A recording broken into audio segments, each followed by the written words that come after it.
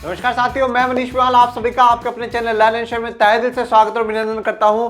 आज लेकर के आया हूं मध्य प्रदेश बोर्ड का मॉडल पेपर। ठीक है, मध्य प्रदेश बोर्ड के भी 18 फरवरी से एग्जाम शुरू हो रहे हैं और शायद 24 फरवरी को सामाजिक विज्ञान का है, तो उसका मॉडल पेपर आप लोगों के लिए आज लेकर के आ रहा हूं। बहुत धमाकेदार तरीके से एक एक चीज को जो डाउट है वो हम लोग क्लियर करते हुए जाएंगे, एक एक क्वेश्चन को बहुत डिटेल में समझेंगे और आप लोग भी पहले क्वेश्चन करने से पहले एक बार आप खुद आंसर लिखें, एक बार खुद आंसर को टिक करें कि आपका सही है या नहीं है। एक्चुअल में मॉडल पेपर हमारे लिए थोड़ी है, ये तो आपके लिए, आप अपनी तैयारी को परख सके, आप अपनी तैयारी को जान सके कि भैया आपने कितना पढ़ा है और कितना भी पढ़ना बाकी है। और वैसे जितना मॉडल पेपर मैंने देखा है मैं पूरा सोल्व आपको कराऊंगा। मैं आराम से कह रहा हूं कि आप 80 में से आराम से 75 मार्क्स ला सकते हैं, कोई भी दिक्कत परेशानी वाली बात नहीं है, बिल्कुल आसान मॉडल पेपर है।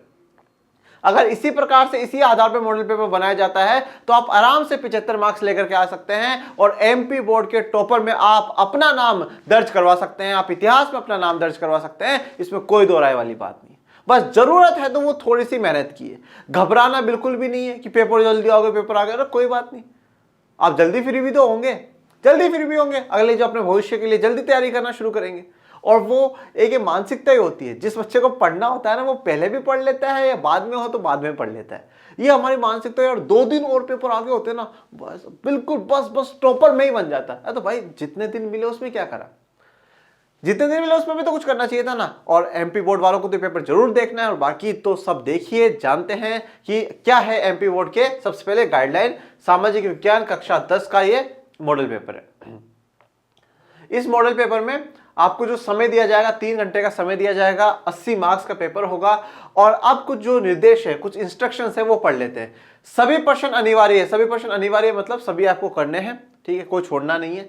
फिर है प्रश्न क्रमांक 1 से 5 तक, प्रश्न क्रमांक 1 से 5 तक वस्तुनिष्ठ प्रश्न है जिसके कुल अंक 32 है। अब आप कंफ्यूजन में हो गए होंगे, बोले सर 1 से 5 क्वेश्चनों के ही 32, तो भैया ऐसे है, इसमें क्वेश्चन 1, फिर उसका A part, B part, C part, D part, total मैं बताऊं तो आपके लिए 32 क्वेश्चंस मिलेंगे और 32 मार्क्स आपको एक एक के लिए मिल जाएगा। प्रश्न क्रमांक 6 से लेकर के 23 तक जो है प्रत्येक में आंतरिक विकल्प दिए गए हैं। 6 से 23 तक के जो क्वेश्चन में आंतरिक विकल्प दिए गए हैं कि भाई ये वाला क्वेश्चन नहीं तो ये वाला आप कर सकते हैं, दोनों के बीच में चॉइस है और का लगा हुआ है। प्रश्न क्रमांक 6 से 15 तक अति लघु उत्तरीय प्रश्न है, उत्तर की शब्द सीमा 30 शब्द है, प्रत्येक प्रश्न 2 अंक का आवंटित है। और 6 से 15 तक जो है, अब देखो 6 से 23 बता दिया कि आंतरिक विकल्प वाले हैं, उसमें 6 से 15 तक के तो अति लघु उत्तरीय है जिसमें सिर्फ और सिर्फ जो आपको आंसर देना है वो 30 शब्दों के अंदर अंदर ही देना है और 2-2 अंक उनके लिए निर्धारित किए गए हैं। बिल्कुल आसान सा मॉडल पेपर है, बिल्कुल घबराने की हमें जरूरत होनी नहीं चाहिए। प्रश्न क्रमांक 16 से 19, 6 से 23 पे चल रहे हैं हम, 6 से 15 हो गया, फिर 16 से 19 में 3 अंक का एक क्वेश्चन होगा और शब्द सीमा जो होगी वो 75 शब्दों की होगी। फिर 20 से 23 तक 4-4 अंकों का होगा और शब्द सीमा 120 शब्दों की होगी। प्रश्न क्रमांक 20 का उत्तर दिए गए निर्देशानुसार भारत के रेखा मानचित्र पर दर्शाइए। यह आपके लिए आ गया भैया मैप का क्वेश्चन। कौन सा क्वेश्चन है? यह है आपके लिए मैप का क्वेश्चन। और इसी के साथ फिर अपना जो मॉडल पेपर है वो पूरा कंप्लीट हो जाएगा। इंग्लिश के इंस्ट्रक्शन से अगर आपको हिंदी में ना समझ में आए तो आप इंग्लिश के पढ़ सकते हैं। वैसे तो इसमें कोई ऐसा बिल्कुल ही कोई ऐसे डिफिकल्ट चीज थी नहीं कि जो आपको ना समझ में, और फिर भी अगर आप देखना चाहें तो इंग्लिश वाले देख सकते हैं। और बाकी अपना फालतू समय व्यर्थ ना करें, ठीक है, कोशिश करें कि बेहतरीन आंसर्स आप लिख पाएं और बेहतरीन आंसर्स ही आप दे पाएं। तो आइए शुरुआत करते हैं, कर देते हैं श्री गणेश आज के एमपी बोर्ड के मॉडल पेपर का भी। और सबसे पहले पहला क्वेश्चन है, सही विकल्प चुन करके लिखिए। अब देखो ये एक क्वेश्चन है, क्वेश्चन 1, इसमें पहला फर्स्ट का भी क्वेश्चन है, लो अयस्क किस प्रकार का संसाधन है? लो अयस्क किस प्रकार का संसाधन है? आयरन और जिसे हम लोग इंग्लिश में कहते हैं। नवीकरण योग्य है, प्रवाह है, जैव है या अनवीकरण योग्य है? नवीकरण तो वो होता है जो वापस बनता रहता है, नवीकृत होता रहता है, तो नवीकृत थोड़ी होता है यार। लो अयस्क नवीकृत थोड़ी होता है, वो तो बहुत लंबे प्रोसेस के बाद आता है। खनिज तो नहीं। प्रवाह तो वही कंटिन्यूस जो चलता रहे, सतत या प्रवाह, ये भी नहीं हो सकता। जैव तो बिल्कुल ही नहीं है। जैव के कौन से संसाधन होते हैं जिनमें जान हो?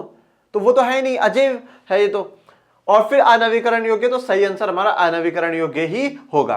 क्वेश्चन नंबर 2 इसका मतलब पंजाब में भूमि निम्नीकरण का निम्नलिखित में से कौन सा मुख्य कारण है? पंजाब में पूछा है, तो अब पंजाब में देखते हैं। गहन खेती में बहुत ज्यादा खेती करना, तो खेती नहीं करोगे तो फिर करेंगे क्या? तो ये काट दो। अधिक सिंचाई, बिल्कुल सही आंसर है, अधिक सिंचाई के कारण ही हुआ है। वनोन्मूलन देखो, भूमि निम्नीकरण में वनोन्मूलन पे बिल्कुल फोकस होता है, पर वो बिल्कुल ऐसा जंगलों को काट करके करने वालों से है, वो यहाँ पर नहीं है। अति पशुचारण राजस्थान, मध्य प्रदेश, झारखंड, इस साइड में अति पशुचारण है। झारखंड में तो ज्यादा खनन का भी है वैसे, पर अति पशुचारण भी हो सकता है। तो मेन जो सही आंसर है इसका अधिक सिंचाई ही होगा। फिर क्वेश्चन नंबर 3, इनमें से कौन सी रबी फसल है? रबी फसल कौन सी है? चावल, नहीं बाबा नहीं। मोटे अनाज, नहीं बाबा नहीं। कपास, बोले नहीं। तो फिर सही आंसर कौन सा है? सही आंसर होगा चना। इसमें थोड़ा सा देखो, जो मॉडल पेपर दिया उन्होंने आगे से ही ये प्रिंटिंग मिस्टेक करी है। फर्स्ट, सेकंड, फिर यहाँ थर्ड होना चाहिए, इन्होंने फिफ्थ कर दिया इसको, तो ये थर्ड होना चाहिए, ठीक है ना, ये थर्ड होना चाहिए। और उसके बाद ये यहाँ पर भी थर्ड होना चाहिए, इन्होंने थोड़ी सी मॉडल पेपर में मिस्टेक करी है। फर्स्ट, सेकंड, थर्ड, फोर्थ, ठीक है। फिर क्वेश्चन नंबर नेक्स्ट, निम्न में से कौन सा उद्योग चूना पत्थर को कच्चे माल के रूप में प्रयुक्त करता है? चूना पत्थर जैसे इंग्लिश में हम लोग क्या कहते हैं? लाइमस्टोन कहते हैं। क्या कहते हैं? लाइमस्टोन कहते हैं। एल्यूमिनियम प्रगलन में कहीं पर भी चूना पत्थर का काम आ रहा है क्या? नहीं आ रहा। प्लास्टिक में दूर दूर तक काम नहीं है। और फिर मोटर गाड़ियों का भी कोई लिंक नहीं है। तो सही आंसर मान लीजिए जो बचेगा वो सीमेंट में ही हम क्या है, चूना पत्थर का इस्तेमाल करते हैं।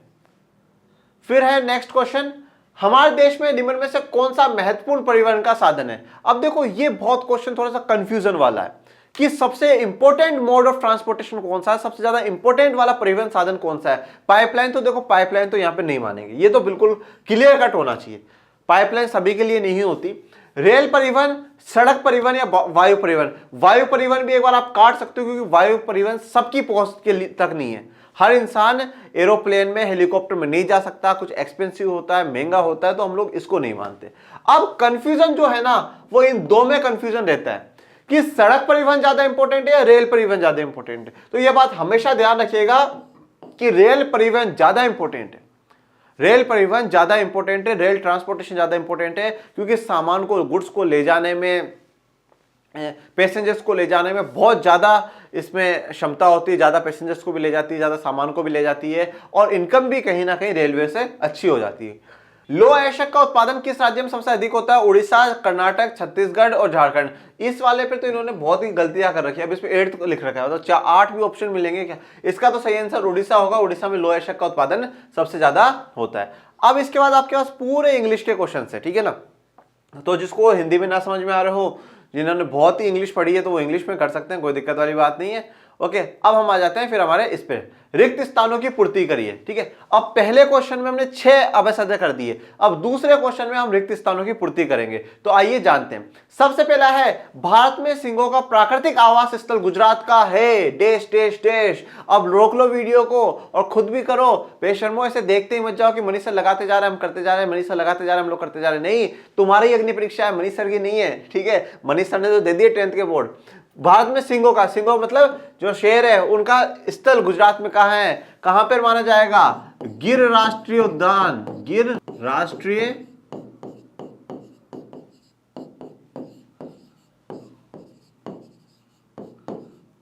ठीक है। तो भारत में सिंहों का प्राकृतिक आवास स्थल गुजरात का क्या है? गिर राष्ट्रीय उद्यान, उसका सही आंसर होगा। नेक्स्ट क्वेश्चन, नेपोलियन बोनापार्टा सन देश के युद्ध में पराजित हो गया। देखो अब यहाँ पे सन उसने पूछा है, तो सन कौन से में हुआ था वो? तो सन 1815 में हुआ है। और कौन से युद्ध में हुआ है? वाटरलू के युद्ध में हुआ है। वाटरलू का युद्ध, अगर इंग्लिश में बोलोगे तो वॉर ऑफ वाटरलू 1815 में पराजित हो गया। करो या मरो का नारा किसने दिया था? करो या मरो का नारा दिया था हमारे बापू ने। और बापू तो लिखना मत, वहां पे लिखना महात्मा गांधी जी। क्या लिखोगे? महात्मा गांधी जी। तो ये महात्मा गांधी जी ने दिया था। भारत में देश शासन है, भारत में कौन सा शासन चलता है? तानाशाही? ना ना ना, थप्पड़ मार दूंगा। राजतंत्र वाला चलता था, अब कौन सा चलता है? बोले लोकतांत्रिक शासन चलता है। कौन सा? लोकतांत्रिक शासन, लोकतांत्रिक शासन चलता है। कौन सा शासन चलता है? लोकतांत्रिक शासन चलता है। अगला सवाल, रंग भेद नीति का विरोध करने वाले दक्षिण अफ्रीका के नेता थे, कौन थे? नेल्सन मंडेला जी। कौन? नेल्सन मंडेला जी। नेल्सन मंडेला जी, ये यहां लगा लेना, ठीक है ना, नेल्सन मंडेला जी। और अगर यही सवाल पूछ लिया जाता कहां पर कि अमेरिका में रंग भेद नीति का विरोध करने वाले कौन थे, तो कमेंट बॉक्स में कमेंट करके बताइएगा कौन थे, ठीक है ना। दक्षिण अफ्रीका के नेता नेल्सन मंडेला जी। औद्योगिक क्रांति सर्वप्रथम देश में प्रारंभ हुई, कहां पे प्रारंभ हुई? कहां पे प्रारंभ हुई? ब्रिटेन में। कहां पर? ब्रिटेन में। तो ये हमारा सही आंसर होगा ब्रिटेन। तो चलो अब आगे बढ़ते हैं, आगे के सवाल जानते हैं। ओहो, आखिरी सवाल पर ही है क्या? नेपाल में विलक्षण जन आंदोलन सन देश में हुआ, कौन से सन में, कौन से ईयर में जो जन आंदोलन हुआ था, कौन से सन में हुआ था? 2006 में हुआ था। जनवरी 2006 में हुआ, फिर अप्रैल तक गया। नहीं, अप्रैल में ही हुआ था, याद रखा करो। काठमांडू में भी बुलाया गया था, 24 अप्रैल को फिर बात हुई थी, तो 2006 में हुआ। तो फिल इन द ब्लैंक्स फिर इंग्लिश में आ गए, तो इंग्लिश वाले छोड़ दो, और जिसको इंग्लिश बहुत प्यारी है वो पढ़ लो, कोई दिक्कत वाली बात नहीं है। रुको रुको रुको रुको रुको रुको रुको रुको रुको, रुक गया, शांति शांति शांति। अब आ जाओ क्वेश्चन नंबर 3 पर। एक शब्द या एक वाक्य में उत्तर दीजिए। तो पूछ लो भैया, बता दो एक शब्द में देना है, एक वाक्य में, किस में दोगे? एक शब्द में, एक शब्द में देंगे, ज्यादा नहीं लिखेंगे हम लोग, ठीक है ना, हमें लिखने में बहुत जोर आता है। नेपोलियन बोनापार्ट का संबंध किस देश से था? किस देश से था? भारत लिख दूं? लिख दूं भारत? ना ना ना ना ना, गलत नहीं सर, अब मजाक मत करो सर, अब मजाक मत करो। फ्रांस सही आंसर बता दो। IMF का पूरा नाम लिखिए। अच्छा, क्यों? अधूरा अच्छा नहीं है क्या? अधूरा भी तो अच्छा है, अधूरा रहने दो, पर मैं पूरा लिखवा देता हूं। IMF का पूरा नाम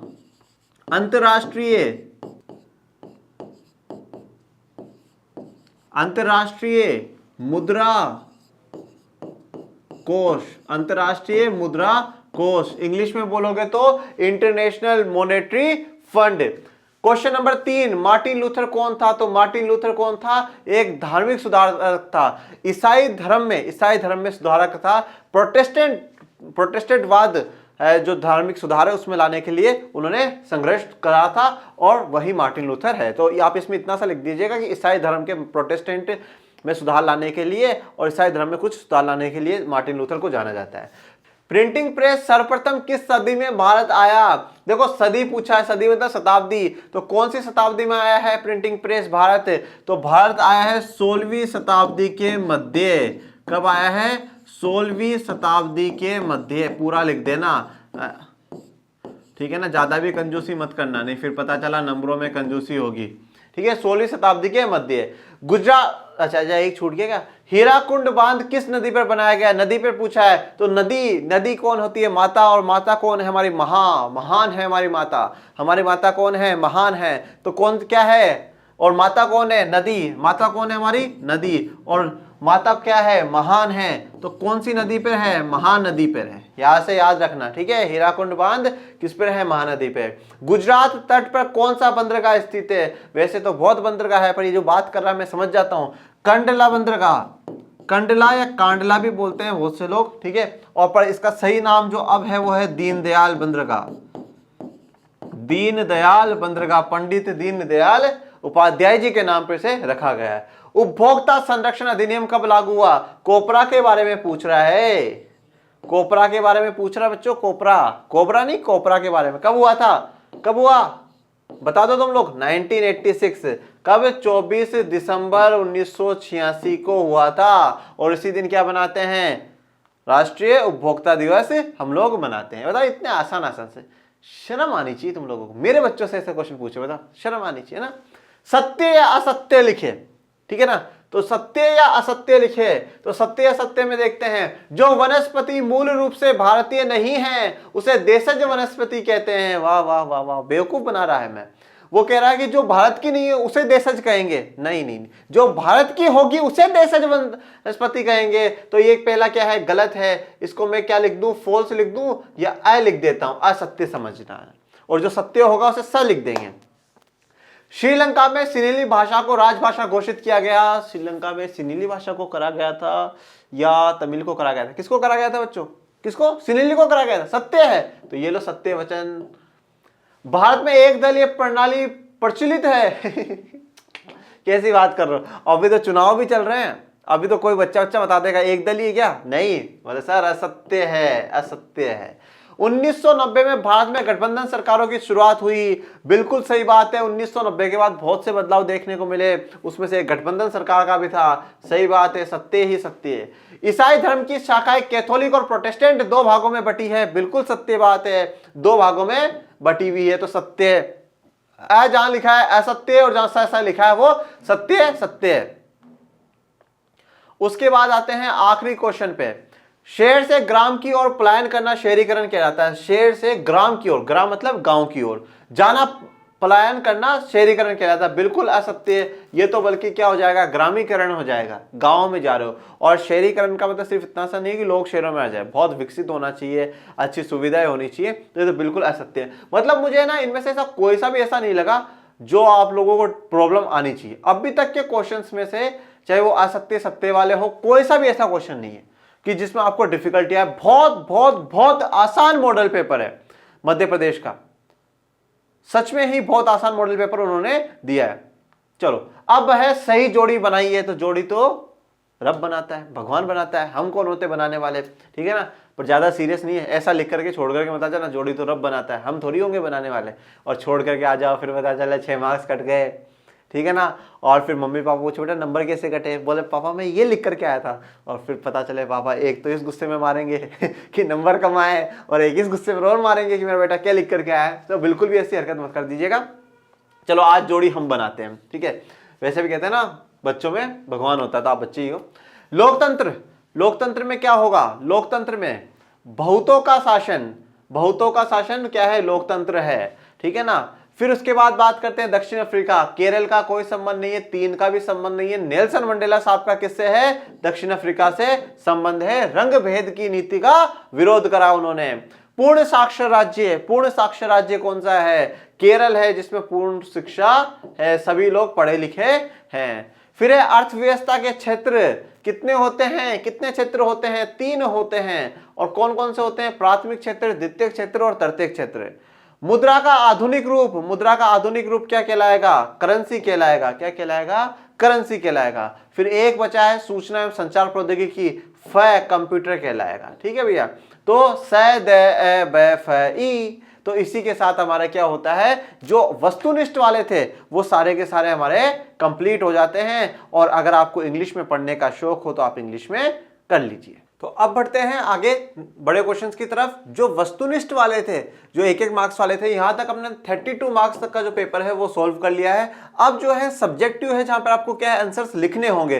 तो सबसे पहले जो इसमें क्वेश्चन है, क्वेश्चन नंबर 6 है, और यहाँ पर आपको हर क्वेश्चन में चॉइस मिलेगी, और हर क्वेश्चन कितने कितने मार्क्स का है, 2-2 मार्क्स का है। तो सबसे पहला जो क्वेश्चन पूछा गया है कि संसाधन किसे कहते हैं, या what do you mean by resource. संसाधन बहुत आसान क्वेश्चन मैं कह रहा हूं, एमपी बोर्ड का जो मॉडल पेपर मैं करा रहा हूं, इस प्रकार का अगर मॉडल पेपर आप लोगों के एग्जाम में आता है तो मैं उम्मीद करता हूं कि आपके पूरे में से पूरे नंबर आ सकते हैं। बहुत आसान, बिल्कुल सिंपल मॉडल पेपर है। तो सबसे पहले जानते हैं कि संसाधन किसे कहते हैं। देखो अब आपको लिखने का तरीका, यहां पे एग्जैक्ट आंसर्स तो बोले आपको ही पता ही होंगे, ऑलमोस्ट आंसर्स आपको। सबसे इंपॉर्टेंट बात है लिखना कैसे, वो मैं आपको बताऊंगा। तो अब यहां पे आप क्या करेगा, सबसे पहले यहां पे लिखेगा संसाधन, संसाधन, और कोशिश देखिए यहां तक करिएगा कि जो एनसीईआरटी में अपन लोगों ने पढ़ा ना वो आंसर्स आप देकर के, किसी दूसरी रिफ्रेशर का, दूसरी किताब का वहां से उठा करके ये आंसर डाल दे, वो आंसर डाल दे, नहीं। मोस्ट प्रोबेबली जहां तक संभावना हो सके कोशिश यही करना कि आंसर तुम वो लिखो जो अपने एनसीईआरटी में पढ़ा है, जो आपकी किताब से पढ़ा है, वो आंसर आपका होना चाहिए। तो आपने क्या लिख दिया, संसाधन लिख दिया, और संसाधन लिखने के बाद उसकी परिभाषा लिख दो। परिभाषा क्या है, क्या है कि पर्यावरण में उपलब्ध सभी वस्तु, पर्यावरण में उपलब्ध सभी वस्तु जो क्या करती है, हमारी आवश्यकताओं की पूर्ति करती है, आवश्यकताओं को पूरा करने में प्रयुक्त की जाती है, उन्हें हम क्या कहते हैं, संसाधन कहते हैं। यही बात हमने पढ़ी है ना, संसाधन एवं विकास वाले चैप्टर की जब शुरुआत करी, यही सबसे पहले बताया है कि संसाधन में पर्यावरण में उपलब्ध वो सभी वस्तुएं, वो सभी वस्तुएं हैं जो हमारी आवश्यकताओं को पूरा करने में प्रयुक्त किया जाता है, उन्हें हम लोग क्या कहते हैं, संसाधन कहते हैं। उन्हें हम क्या कहते हैं, रिसोर्स कहते हैं। साधन है, किसी हमारी आवश्यकताओं को पूरा करने का साधन है, सोर्स है, मीडियम है, और जो हमारी आवश्यकताओं को पूरा कर रहे हैं उसी को हम लोग क्या कह रहे हैं, संसाधन कह रहे हैं। तो सीधी सिंपल सी डेफिनेशन आपको 2 मार्क्स की लिखनी है कि पर्यावरण में उपलब्ध सभी वो वस्तुएं जो हमारी आवश्यकताओं को पूरा करने में प्रयुक्त की जाती है उन्हें हम क्या कहते हैं, संसाधन कहते हैं। और आवश्यकताओं को प्रयुक्त की जाती है उसको आपको क्या है, हाईलाइट कर देना है। उसके बाद आप इसमें यह भी लिख सकते हैं कि उसमें प्रौद्योगिकी भी होनी चाहिए, आर्थिक रूप से भी लोग खरीद सके वो भी होना चाहिए, और सांस्कृतिक रूप से मान्य भी होना चाहिए। अगर वो लिख देते हैं तो बहुत बड़ी बात है, नहीं भी लिखेंगे तो 2 मार्क्स में इतना काफी होगा। फिर अगर जिन जिन बच्चों को ये क्वेश्चन नहीं समझ में आ रहा है, अथवा वाला देख ले, भारत में पाई जाने वाली कोई 2 मिट्टियों के नाम लिखे। अब देखो यहां पर और यहां पर अगर ऐसा क्वेश्चन कभी भी आपके पास आता है जहां एग्जैक्ट पूछ रहा है 2 मिट्टी के नाम बताओ, 2 फसल के नाम बताओ, 2 महापुरुषों के नाम बताओ, 2 नदियों के नाम बताओ, तो मैं आपको इतना ही कहता हूं कि आप यही क्वेश्चन चूज करने की कोशिश करिएगा। 2 मिट्टियों के नाम लिखो। अब डायरेक्ट सिर्फ वो यह पूछा 2 मिट्टियों के नाम लिखो, वर्णन तो मांगा ही नहीं, हमसे पूछ तो रहा ही नहीं कि और उनके बारे में बताना भी, तो हम तो बताएंगे नहीं। तो भैया हमने 6 प्रकार की मृदाओं के बारे में अपने कोर्स में पढ़ा है, संसाधन एवं विकास वाले में पढ़ा है। कौन कौन सी है भैया? सबसे पहले जलोढ़ मृदा, वो मैं सारे नाम आपको यहां पे लिख करके बता देता हूं। जलोढ़ मृदा, जलोढ़ मृदा के बाद कौन सी है? काली मृदा, कपास वाली काली मृदा। उसके बाद है लाल और पीली मृदा, लाल और पीली मृदा। उसके बाद है मरुस्थलीय मृदा, जिसे हम लोग शुष्क भी कह सकते हैं। फिर है लेटराइट मृदा, और आखिरी और फाइनल जो है वो है वन मृदा। इन 6 में से आपको जो भी 2 लिखनी हो आप लिख दीजिएगा, जलोढ़ मृदा, काली मृदा, लाल और पीली मृदा, मरुस्थलीय मृदा, लेटराइट मृदा और वन मृदा। और मैं तो कहता हूं 6 की 6 ही लिख करके आ जाना। जो टीचर को जहां कंफ्यूजन होगा वो 2 पे तो मार्क्स दे करके ही जाएगा। तो अब ऐसा क्वेश्चन जब मिल गया कि संसाधन, देखो आप संसाधन किसे कहते हैं, जब आप 2 3 4 लाइनें लिखोगे तो हो सकता है टीचर को लगे कि नहीं कम जाता है, पर जब यहाँ पे पूछा 2 ही मिट्टियों के नाम, तो ये लिख दो ना यार, कहां दिक्कत आ रही है। सीधा सा सवाल है, आपको सीधा सा आंसर देना है। फिर बढ़ते हैं क्वेश्चन नंबर 7 की तरफ। आरक्षित वन किसे कहते हैं? अच्छा, वेरी गुड। एक क्वेश्चन है जैव विविधता क्या है। अब ये आप लोगों के ऊपर डिपेंड करता है कि आप कौन सा चूज करेंगे। आरक्षित वन किसे कहते हैं? देखो आरक्षित का मतलब क्या है कि कुछ चीज फिक्स हो जाना, कि हाँ भाई इतना ही है, आरक्षित हो जाना। आरक्षित वन का, और वन क्या होता है? जंगल। तो आरक्षित वन का मतलब यह होता है कि कुछ सीमा तक आरक्षित वन से हमारा आशय यह है, या आरक्षित वन से मतलब यह है। अब आप क्या हो, स्टार्टिंग में वैसे ही लिखोगे, पहले लिखोगे आरक्षित वन, यहां पे लिख दिया आरक्षित वन, फिर ऐसा आगे करोगे कि आरक्षित वन से हमारा आशय है, या आरक्षित वन का मतलब होता है कि कुछ सीमा तक वन को क्या है, बचाना, संरक्षित करना निर्धारित किया जाता है कि इतना तो हमें बचाना ही बचाना है, इतने वनों को तो हमें बचा करके रखना ही है। वही क्या कहलाता है? आरक्षित वन कहलाता है। हमने जैसे देखा है कि आप लोगों ने लास्ट क्लासेस में पढ़ा होगा कि कुछ रिजर्व फॉरेस्ट ब्रिटिश सरकार भी कर देती है, तो वो भी आप बता सकते हैं आरक्षित वनों के बारे में। और नहीं भी बताते हैं तो नॉर्मल सा सिर्फ ये पूछ रहा है कि आरक्षित वन क्या होता है, तो आप ये बता दें कि कुछ सीमा तक उनको संरक्षित करना, उनको बचाना, ये निर्धारित किया जाता है कि हाँ भाई इतने वन हमें बचा करके रखने, तो वो क्या है, आरक्षित वन में आ जाता है। फिर बढ़ते हैं जैव विविधता की तरफ, या जिसे इंग्लिश में क्या कहा जाता है, बायोडायवर्सिटी। अब देखो इसका मतलब तो आप लोगों को पता है, विविधता मतलब क्या है, बहुत ज्यादा विकल्प होना, बहुत सारी वेराइटीज आप लोगों के पास होना। जैव का जब बात आ रहा है, जब बायो की बात आ रही है, तो बायो में क्या आता है? बायो में हम बात करते हैं वनस्पति जात और प्राणी जात की। ओके, तो जैव विविधता के बारे में जब भी आप लिखे तो जैव विविधता लिख करके ऐसे आप डॉट बना करके लिखिएगा कि जैव विविधता में क्या है। जैव विविधता में वनस्पति जात जिसे मतलब जिसमें पेड़, फूल, पौधे ये सारे आ जाते हैं, और प्राणी जात जिसमें जानवर आ जाते हैं। वनस्पति जात और प्राणी जात की बहुत ज्यादा प्रजातियां होना, ये क्या कहलाती है? जैव विविधता कहलाती है। एक पॉइंट तो आप ये लिखोगे, क्या लिखोगे? जैव विविधता में, जैव विविधता का मतलब है वनस्पति जात और प्राणी जात की बहुत ज्यादा प्रजातियां होना, या अनेक अलग अलग प्रकार की प्रजातियां होना ही क्या है, जैव विविधता कहलाती है। उसके बाद एक पॉइंट ये भी लिखेगा कि भारत जैव विविधताओं में बहुत समृद्ध है। भारत के पास वनस्पति जात की भी और प्राणी जात की भी बहुत सी विविधताएं हैं, बहुत ज्यादा समृद्ध है। ये पॉइंट आप लिख सकते हैं। ये पॉइंट लिखोगे तो आपके आंसर में 4 चांद लग जाएंगे। और जब इसमें लिखो तो वनस्पति जात और प्राणी जात को क्या कर देना, हाईलाइट कर देना। ओके, क्या करना है, हाईलाइट करना है। तो यहां पे हमारे 2 क्वेश्चन तो हो गए, 6th वाला भी हो गया, 7th वाला भी हो गया। क्वेश्चन नंबर 8, जूट को सुनहरा रेशा क्यों कहा जाता है? अच्छा साहब, क्यों कहा जाता है? हमें तो पता ही नहीं क्यों कहा जाता है। खरीफ की फसलों के नाम लिखिए कोई दो, अब बताओ कौन सा चूज करोगे? ये वाला चूज करना, ये वाला चूज करना, बिल्कुल डायरेक्ट पूछना, कोई भी दो खरीफ की फसल बता दो भैया। जूट, कपास हो गई है, चावल है, अरहर है, ये जो भी आपको दो, जवार, मक्का, ये सब क्या है? खरीफ की फसलें। और खरीफ की फसलें कब बोई जाती हैं? मानसून के आने पर तो बोई जाती है, मानसून के आने पर बोई जाती है। और काटी कब जाएगी? सितंबर अक्टूबर में काट ली जाएगी, सितंबर अक्टूबर में काट ली जाएगी। तो कोई भी दो फसलों के नाम आप लिख सकते हैं। अब आप बोलोगे सर ऊपर वाला तो बताओ, ऊपर वाला ही बता रहा हूं, शांति रखो।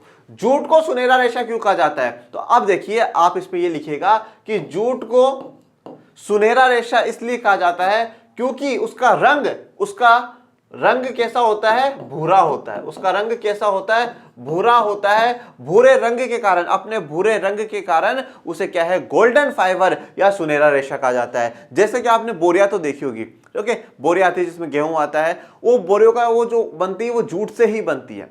किससे बनती है? जूट से ही बनती है। तो जो जूट से बनती है उनका रंग देखिए कैसा होता है? भूरा, थोड़ा सा हम गोल्डिश तो नहीं कह सकते पूरा, पर भूरा टाइप में होता है। तो वो भूरा रंग है ना, तो जूट को सुनहरा रेशा इसलिए कहा जाता है क्योंकि उसका रंग भूरा होता है और अपने भूरे रंग के कारण ही जूट को सुनहरा रेशा कहा जाता है। तो क्लियर बात, ज्यादा देखो बड़ा एक्सप्लेनेशन देना मत, क्योंकि एग्जैक्ट पहले ही पेपर में ऊपर लिख करके आ चुका है कि भाई शब्द सीमाओं में ही लिखे। तो अपनी सीमाओं को, अपनी लिमिट्स को क्रॉस करने की बिल्कुल भी कोशिश मत करिएगा। डायरेक्ट जितना आंसर हो सके उतना लिमिट तक लिखिएगा। बेहतरीन आंसर लिखिए, शॉर्ट एंड स्वीट आंसर लिखिए। मैं आपको कह रहा हूं कि आप क्या है, एक माइंडसेट बना करके चलिए। 32 मार्क्स तो आपने जो वस्तुनिष्ठ करके आए हो ना, वो वस्तुनिष्ठ के 32 100% सही होने चाहिए, वो 100% सही होने चाहिए। उसके बाद 4 मार्क्स का मैप का क्वेश्चन आ रहा है, 36 मार्क्स तो आपको यहां मिल जाएंगे।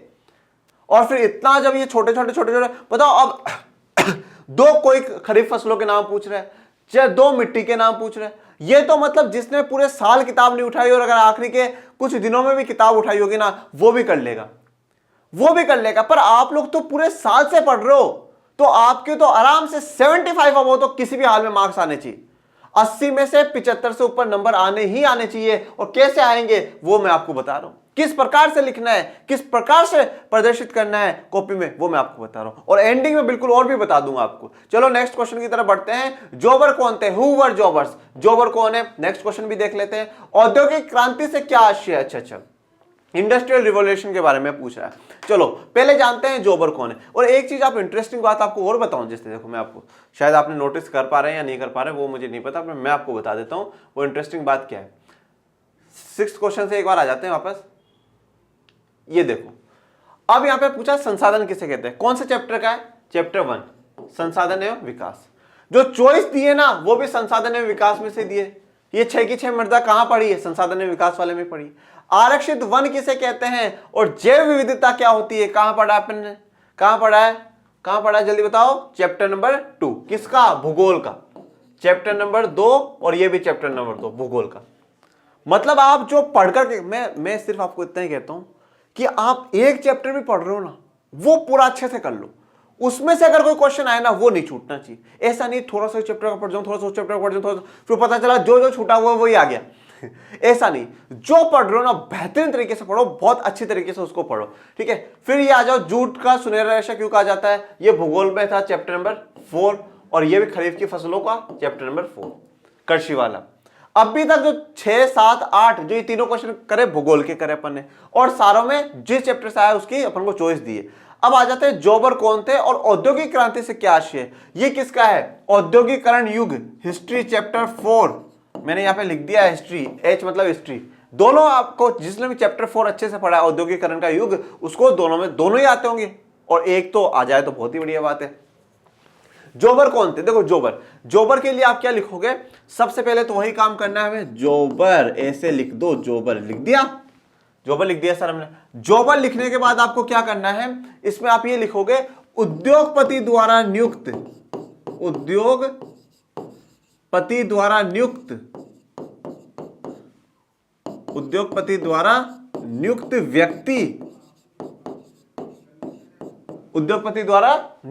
व्यक्ति जो क्या करता है? जो मजदूरों की भर्ती करता है।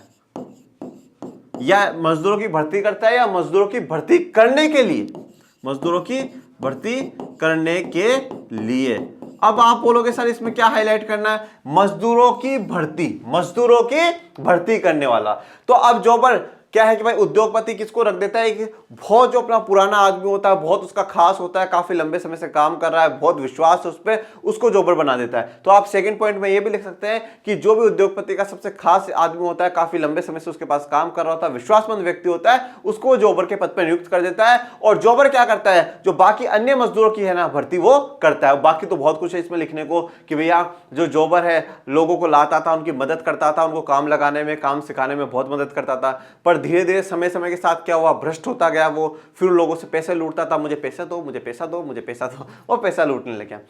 फिर क्वेश्चन है औद्योगिक क्रांति से क्या आशय। देखो औद्योगिक क्रांति से जो मुख्य आशय हमारा है, मतलब जो है वो ये होता है कि तकनीक में बदलाव आना, तकनीकी में बहुत बड़ा क्या है बदलाव आ जाना। पर सिर्फ और सिर्फ जब क्रांति आती है तो एक चीज में बदलाव नहीं आता, तकनीकी में भी, तकनीक में भी बदलाव आना, सामाजिक, आर्थिक और सांस्कृतिक रूप में बहुत बड़ा बदलाव आना। आप यही लिखेंगे, सांस्कृतिक रूप में काफी बदलाव आना। तो औद्योगिक क्रांति से हमारा यही आशय है कि तकनीकी, सामाजिक, आर्थिक और सांस्कृतिक रूप में काफी बड़ा बदलाव आना, चेंज हो जाना, यही क्या है औद्योगिक क्रांति। जब औद्योगिक क्रांति आई तो भाई तकनीकी में बदलाव आया, ठीक है, तकनीकों में बदलाव आया, बड़े बड़े उद्योग खुलने लगे, बड़े बड़े मशीनरी आने लगी। जब मशीनरी आने लगी तो सामाजिक स्तर में भी बदलाव आएगा, क्योंकि लोगों को रोजगार मिलेगा, रोजगार मिलेगा और उनकी सामाजिक स्थिति, जो अमीरी गरीबी वाली स्थिति है उसमें सुधार आएगा। तो आर्थिक स्थिति भी सुधर रही है, समाज की स्थिति भी सुधर रही है। और सांस्कृतिक स्थिति में ऐसे बदलाव आ जाता है कि जब हम पहले परंपरागत थे तो हमारे कुछ अलग, हमारा ड्रेसिंग स्टाइल हो सकता है, हमारा रहने का तरीका अलग हो सकता है। जब औद्योगिक क्रांति हुई तो उसके बाद हमारा तरीके में काफी बड़ा बदलाव आया है। तो यहां तक ये क्वेश्चन 9 तक हो गए। ये किसका था, हिस्ट्री का चैप्टर नंबर 4 का था। फिर आते हैं नेक्स्ट क्वेश्चन की तरफ, जिसमें क्या कह रहा है कि गुटेनबर्ग कौन था, और इसमें चॉइस दी है पंचांग। पंचांग से क्या आशय है हमारा, ठीक है जी, अच्छा। तो गुटेनबर्ग कौन था, तो गुटेनबर्ग, ये पहले तो चैप्टर देख लेते हैं। ये हिस्ट्री का चैप्टर नंबर 5 है, मुद्रण संस्कृति और आधुनिक दुनिया। ये भी उसी का ही होगा, कॉमन सेंस वाली बात है, जैसे कि अपन नोटिस करते हुए ही आ रहे हैं। गुटेनबर्ग कौन था और पंचांग क्या होते हैं। ओके, वैसे भी अपना ये चैप्टर चल रहा है यूट्यूब पर, 2-3 दिनों में कंप्लीट हो जाएगा। अब पहले जानते हैं गुटेनबर्ग कौन था। देखो गुटेनबर्ग का सबसे पहले तो आप इतना बात लिखिएगा, ऐसे लिखिएगा, पूरा नाम लिखिए उसका, योहान गुटेनबर्ग, योहान गुटेनबर्ग, यह आप पूरा लिखिएगा। ब्रैकेट में लिख दीजिएगा 1398 to 1468। ये क्या है, इसके जन्म का साल और इसके मरण का साल। कितने साल जिया, 70 साल जिया। ये मत लिखना आप कि वो 70 साल जिया, ठीक है ना। अब आपको ये इतना लिखने के बाद आप क्या लिखोगे कि उनका जर्मनी में जन्म होता है, उनका जर्मनी में जन्म होता है, उनके पिताजी एक व्यापारी होते हैं, जैतून की और तेल की मशीनों से वो बचपन से ही उनके बारे में जानते हैं, उनका ज्ञान उनके पास होता है।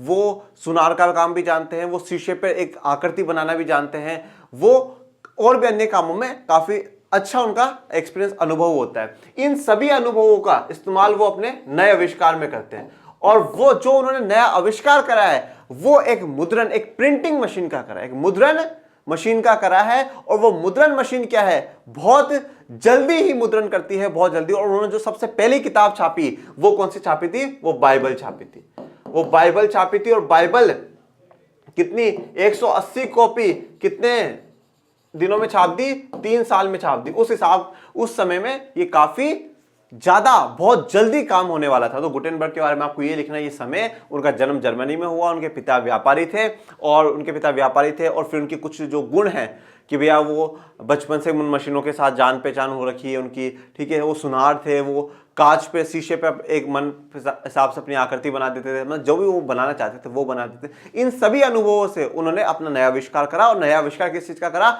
मुद्रण मशीन का करा, जो कि नई चीजें मुद्रित कर देती है, बहुत आसानी से कर देती है। और उन्होंने जो सबसे पहली मुद्रण करी किताब छापी वो बाइबल छापी, 180 कॉपी उसने छापी, और उसको बनाने में कितना साल लग गए, 3 साल लग जाते हैं। फिर इसने जो नेक्स्ट क्वेश्चन हमारे पास पूछा है वो पूछा है कि पंचांग से आपका क्या आशय है। देखो पंचांग होता क्या एक्चुअल में, पहली बात तो हम ये बात जानते हैं पंचांग के बारे में। वैसे एग्जैक्टली जब आप एनसीईआरटी खोलेंगे ना तो आपको इसका डायरेक्ट आंसर दिया हुआ है, इसमें कोई वो डाउट वाली बात नहीं। इसमें हम बताएंगे कि चांद सूरज की गति, चांद सूरज की गति, ओके, ज्वार भाटा का समय, ज्वार भाटा हमने उसमें पढ़ रखा है, ठीक है, ज्वारी ऊर्जा पढ़ी है ना खनिज तथा ऊर्जा संसाधन में, ज्वार भाटा का समय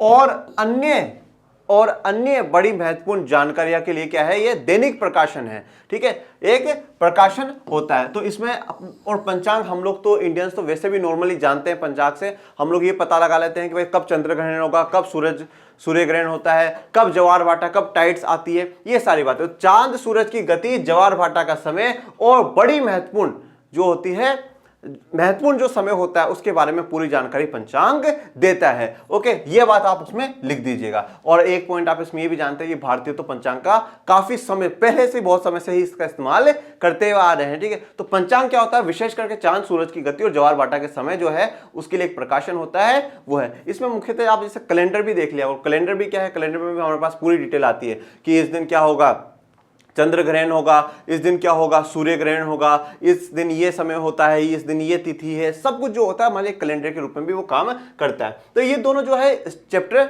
5 के हैं। पंचांग की बात यहाँ पे क्यों कर रहा है, क्योंकि उस समय पंचांग बिकना शुरू हुआ और लोगों में काफी दिलचस्पी होती है, वो पढ़ना जानते हैं, वो सीखते हैं कि किस समय कौन सी चीज, कौन सी गतिविधि होती है। तो बढ़ते हैं नेक्स्ट क्वेश्चन की तरफ। ज्योग्राफी के क्वेश्चन हो गए हैं, हिस्ट्री के हो गए हैं। ये अब किसका पूछ लिया भैया, अश्वेत शक्ति आंदोलन क्या था, अश्वेत शक्ति आंदोलन क्या था, कौन से चैप्टर से पूछा है बच्चों, जल्दी बताओ जल्दी बताओ। पॉलिटी का है चैप्टर 3, लोकतंत्र और विविधता वाले का क्वेश्चन है। एफ्रो अमेरिकी से क्या आशय, तो ऑफकोर्स सी बात है ये वाला क्वेश्चन भी उसी का ही होगा। चलो अब देखते हैं। पहले बात आती है अश्वेत शक्ति आंदोलन। अगर ये नागरिक अधिकार आंदोलन बोलता तो हम यहां पे बात करते किसकी, किंग मार्टिन लूथर जूनियर की, पर ये अश्वेत शक्ति आंदोलन बोल रहा है, जो कि क्या था 1966 में तो शुरू हुआ और 1975 तक चला। अश्वेत नागरिक आंदोलन और अश्वेत शक्ति आंदोलन दोनों में जो उद्देश्य है ना, वो उद्देश्य एक ही है कि रंग भेद, नस्ल भेद के आधार पर जो भेदभाव होता है वो खत्म होना चाहिए, वो खत्म होना चाहिए। पर जब बात नागरिक अधिकार आंदोलन की हम लोग करते हैं तो उसमें किंग मार्टिन लूथर जूनियर अहिंसा के रास्ते पर चलते हैं। वो लोगों से कहते हैं कि हिंसा नहीं करनी, हमें अहिंसा से अधिकार पाने हैं। परंतु जब हम अश्वेत शक्ति आंदोलन की बात करते हैं तो उसमें आप क्या लिखेगा कि सन 1966 में उभरा और 1975 तक ये आंदोलन चलता है और अपने अधिकारों को पाने के लिए ये एक उग्र आंदोलन होता है, ये हिंसा करने को भी तैयार होते हैं नस्ल भेद को खत्म करने के लिए। क्या लिखना है कि 1966 में ये आंदोलन उभरा और 1975 तक चलता है, यह आंदोलन उग्र होता है, हिंसा करने को भी क्या है, जो क्रांतिकारी होते हैं वो तैयार होते हैं और नस्ल भेद को खत्म करने के लिए। ये बात आप इसमें लिख सकते हैं। नेक्स्ट क्वेश्चन पूछा कि अफ्रो अमेरिकी से क्या आशय। अफ्रो अमेरिकी कौन थे, मैंने आपको बताया अफ्रो अमेरिकी कौन है कि जो अफ्रीका के लोग हैं, जो अफ्रीका महाद्वीप के लोग हैं, जिनको अमेरिका लेकर के गया गया। क्यों लेकर के गए थे, गुलाम बनाने के लिए, गुलाम बनाने के लिए, स्लेव। 17वीं शताब्दी में इन लोगों को लेकर के गए थे, 70th सेंचुरी में। ये हम लोगों ने हिस्ट्री में भी पढ़ा है कि किस प्रकार से पूरी दुनिया से अलग अलग जगह पे ले जाकर के उनसे काम कराया जाता है। तो आप इसमें ये लिखिएगा, ये मैंने बिल्कुल पूरे वीडियो में, लेक्चर में बहुत अच्छे से पूरी डेफिनेशन भी आप लोगों को बताई है कि 19वीं शताब्दी तक उन लोगों को अमेरिका में अश्वेत का दर्जा या एफ्रो अमेरिकन का दर्जा दिया जाता था, जिनको 17वीं शताब्दी में अफ्रीका महाद्वीप से अमेरिका लाया गया। किस लिए, गुलाम बना करके लाया गया और वो देश में हमारी अमेरिका के लोगों की गुलामी करे, या जो उपनिवेशवाद जिन्होंने कर रखा उन लोगों की गुलामी करे। तो एफ्रो अमेरिकी कौन है, जो 17वीं शताब्दी में अफ्रीका महाद्वीप से गुलाम बनाकर लाए गए अमेरिका में, उन्हें हम क्या कहते हैं, एफ्रो अमेरिकी कहते हैं। ये बात हमारी क्लियर। पॉलिटी का एक ही क्वेश्चन दिया है, कितनी गलत बात है, वेरी बैड। आर्थिक विकास से क्या आशय है, तो ये तो किसका है, आर्थिक विकास वाला चैप्टर 1 इकोनॉमिक्स चैप्टर 1, और आर्थिक विकास किस पर निर्भर करता है, ये भी इकोनॉमिक्स चैप्टर 1। पहले ये देखते हैं कि आर्थिक विकास से क्या आशय। देखो आर्थिक विकास का मतलब, आप विकास का पहला मतलब तो हमारा ये कि भाई प्रगति होनी चाहिए, प्रगति या सुधार होता है तो वो क्या कहलाता है, वो विकास कहलाता है।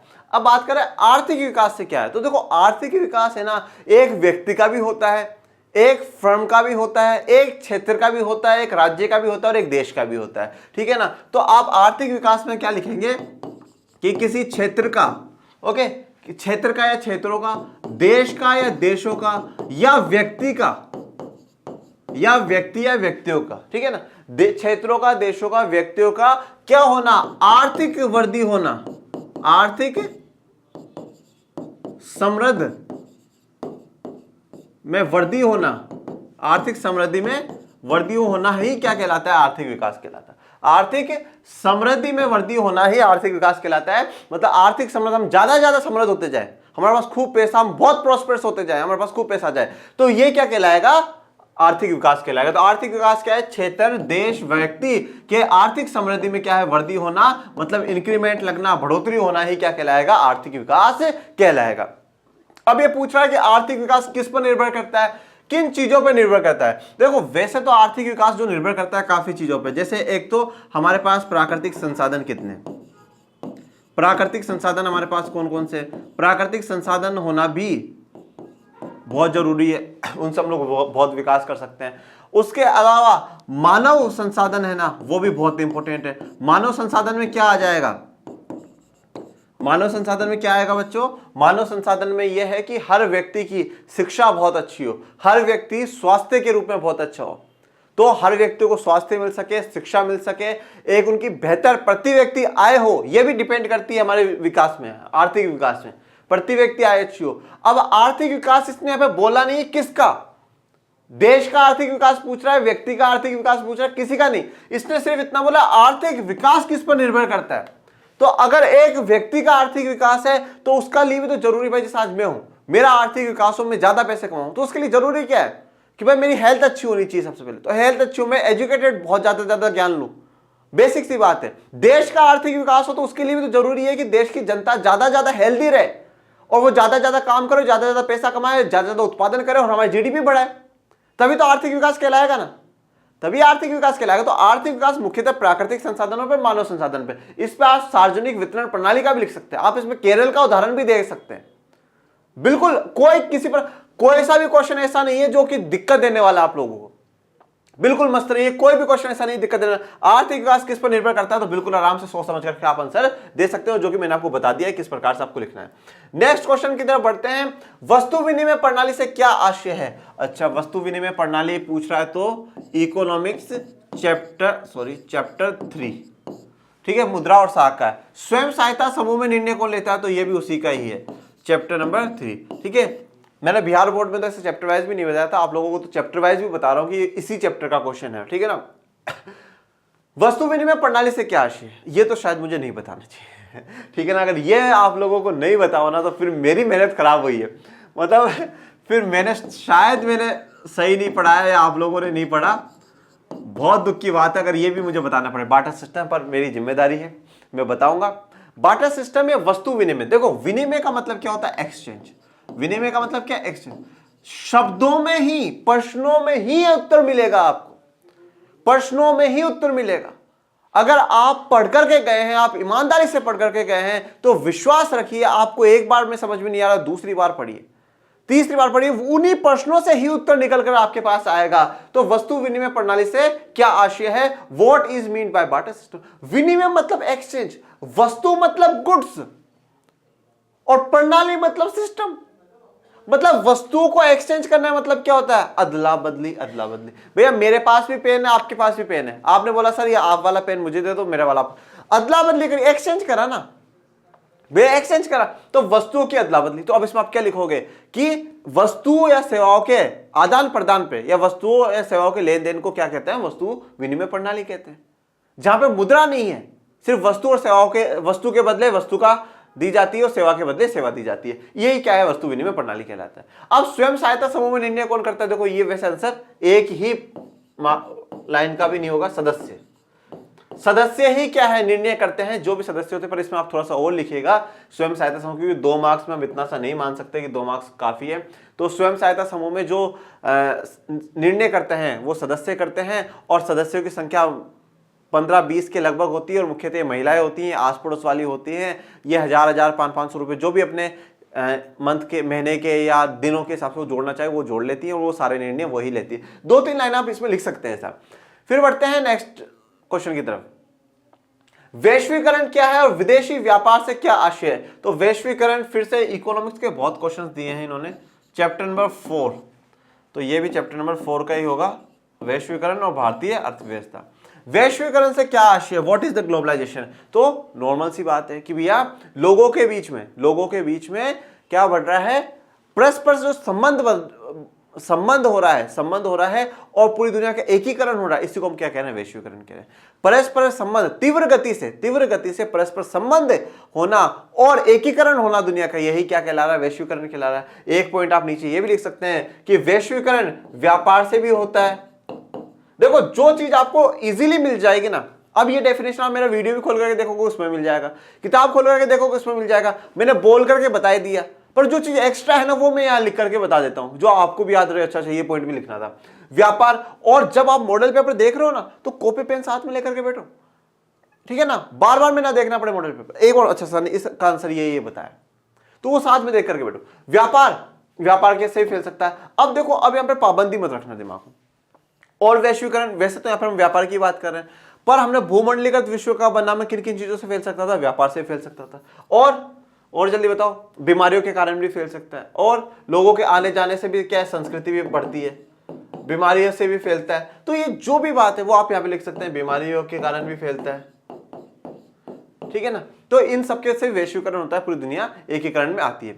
विदेशी व्यापार से क्या आशय, विदेशी व्यापार से आपको ज्यादा कुछ भी डिटेल में नहीं लिखना है, सिर्फ इतना लिखना है, देशों के बीच में संबंध, दो देश या दो देशों से अधिकों के बीच में जो संबंध होता है उसे हम विदेशी व्यापार कहते हैं, या दो देशों की कंपनियों के बीच में जो व्यापार होता है उसे हम विदेशी व्यापार कहते हैं। सीधी सी बात है, और इसमें कुछ भी हमें एक्स्ट्रा नहीं डालना।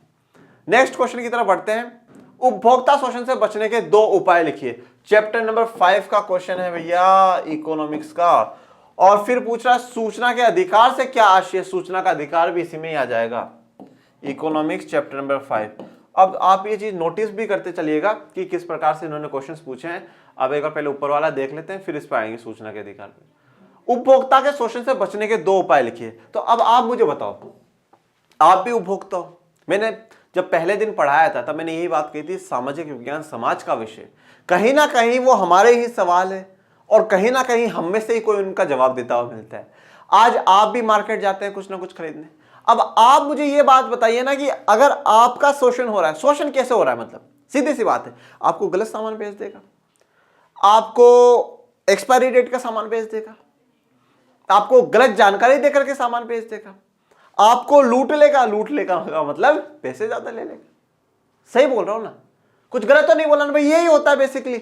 ऐसा तो है नहीं कि भाई दुकानदार से सामान नहीं लिया तो वो मार देगा, ये तो शोषण है नहीं, ये तो नहीं। तो अब जो हुआ है उसके विरुद्ध में देख लो आप। अच्छा, हमें लूट लेगा तो इसका मतलब क्या है, मैं हमेशा एमआरपी देख करके सामान लूं। ओके, पहला, हमें शोषण से बचने के लिए क्या करना चाहिए, एमआरपी देख करके सामान लेना चाहिए। दूसरा, मुझे गलत सामान दे देगा तो मैं पूरा उसका जो पीछे का होता है जिसपे सामग्री की जानकारी लिखी हुई होती है,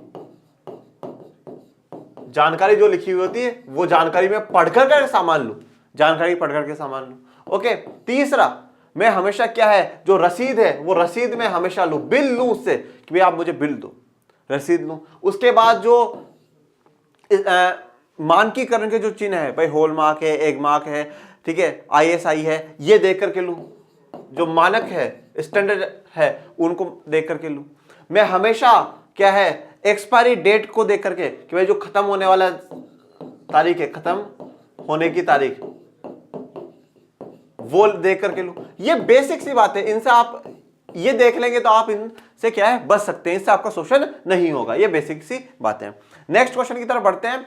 सूचना के अधिकार से क्या आशय, सूचना का अधिकार क्या है, ये मैंने बिहार बोर्ड वाले में भी डिस्कस करा था और आप लोगों के साथ भी कर रहा हूं। इसमें आप सीधा सा लिखिएगा, पहले सूचना का अधिकार आप डालिएगा हेडिंग, और ये हेडिंग तो आपको डालनी है, इसमें कोई डाउट वाली बात नहीं। फिर इसको आप ये लिखिएगा 12 अक्टूबर 2005 से भारत में लागू किया गया है, भारत संसद द्वारा ये पारित किया गया है। और सूचना के अधिकार के तहत हम सभी सरकार के कार्यालय और सरकार के अधीन सभी कार्यालयों में हम जानकारी पा सकते हैं, हम जानकारी पा सकते हैं। और फिर सूचना के अधिकार के एक दो फायदे भी लिख दीजिएगा। इससे पारदर्शिता हुई है, ट्रांसपेरेंसी आई सिस्टम में, कि जनता जो चाहती है वो सरकार कर रही है, वो पता चल रहा है। लोकतंत्र सच्चे मायने में स्थापित हुआ है। लोकतंत्र क्यों? लोकतंत्र किसका? जनता की व्यवस्था है, जनता के हाथ में पूरा सिस्टम है। तो जो जनता जो चाह रही है वो जनता को पता चल रहा है, तो जो पता चल रहा है तो वो बेहतरीन बात हो जाएगी। सूचना के अधिकार में यही चीज, आप लोकतंत्र ज्यादा मजबूत हुआ है, लोगों तक सभी जानकारियां पहुंच रही है, लोग जागरूक हो रहे हैं, सभी जानकारी वो पा सकते हैं। ये बेसिक सी और बातें भी आप जो जोड़ना चाहे वो जोड़ सकते हैं।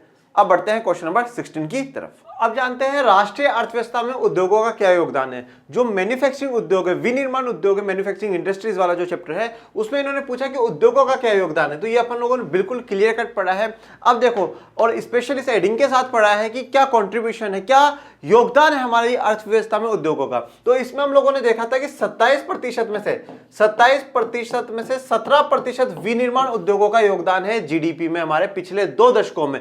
2 दशकों का मतलब क्या है? पिछले 20 सालों में जो उद्योगों का योगदान राष्ट्रीय अर्थव्यवस्था में रहा है, जीडीपी में कितना रहा है? 17% रहा है। कितना रहा है? 17% रहा है। अब बात यह आती है कि क्या ये अच्छा है, सही है क्या 17%?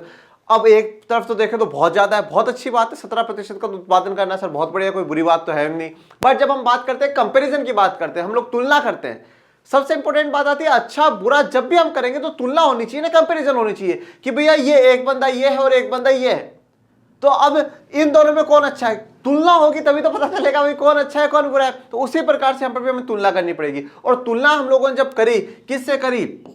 जो पूर्व एशिया के देश है, पूर्व एशिया के देश है, ईस्ट एशियन कंट्रीज है, उनका जो है वो 25-30% तक का योगदान है। तो कहीं ना कहीं हम ये कह सकते हैं कि हमारा कमजोर है, अभी भी विनिर्माण उद्योग हमारा कमजोर है। बहुत प्रयासों के बाद, पंचवर्षीय योजनाओं से हम लोग काम करते हुए आ रहे हैं उद्योगों पर, उसके बावजूद भी अभी हमारा कम है। अब बात आती है कि फिर आगे की क्या प्रोग्राम है सर, आगे क्या हो सकता है। देखो, अब हम लोगों ने क्या है, पिछले दशकों में 12% की उम्मीद लगाई थी, पर वो 7% ही रहा, वो 7% ही रहा। तो ये भी दुखद बात है थोड़ी सी। पर 2003 में थोड़ी सी इसमें बढ़ोतरी होती है और 9-10% तक ये आता है। और आगे और सुधार करने के लिए, और उद्योगों में सुधार करने के लिए क्या है, एनएमसीसी की स्थापना करी गई है। किसकी स्थापना करी गई है? एनएमसीसी की स्थापना करी गई है। मैं यहाँ पे कहां पे लिख करके बताऊं आप लोगों को, यहां पे लिख देता हूं। एनएमसीसी की स्थापना करी गई। एनएमसीसी क्या है? फुल फॉर्म देखिएगा, राष्ट्रीय विनिर्माण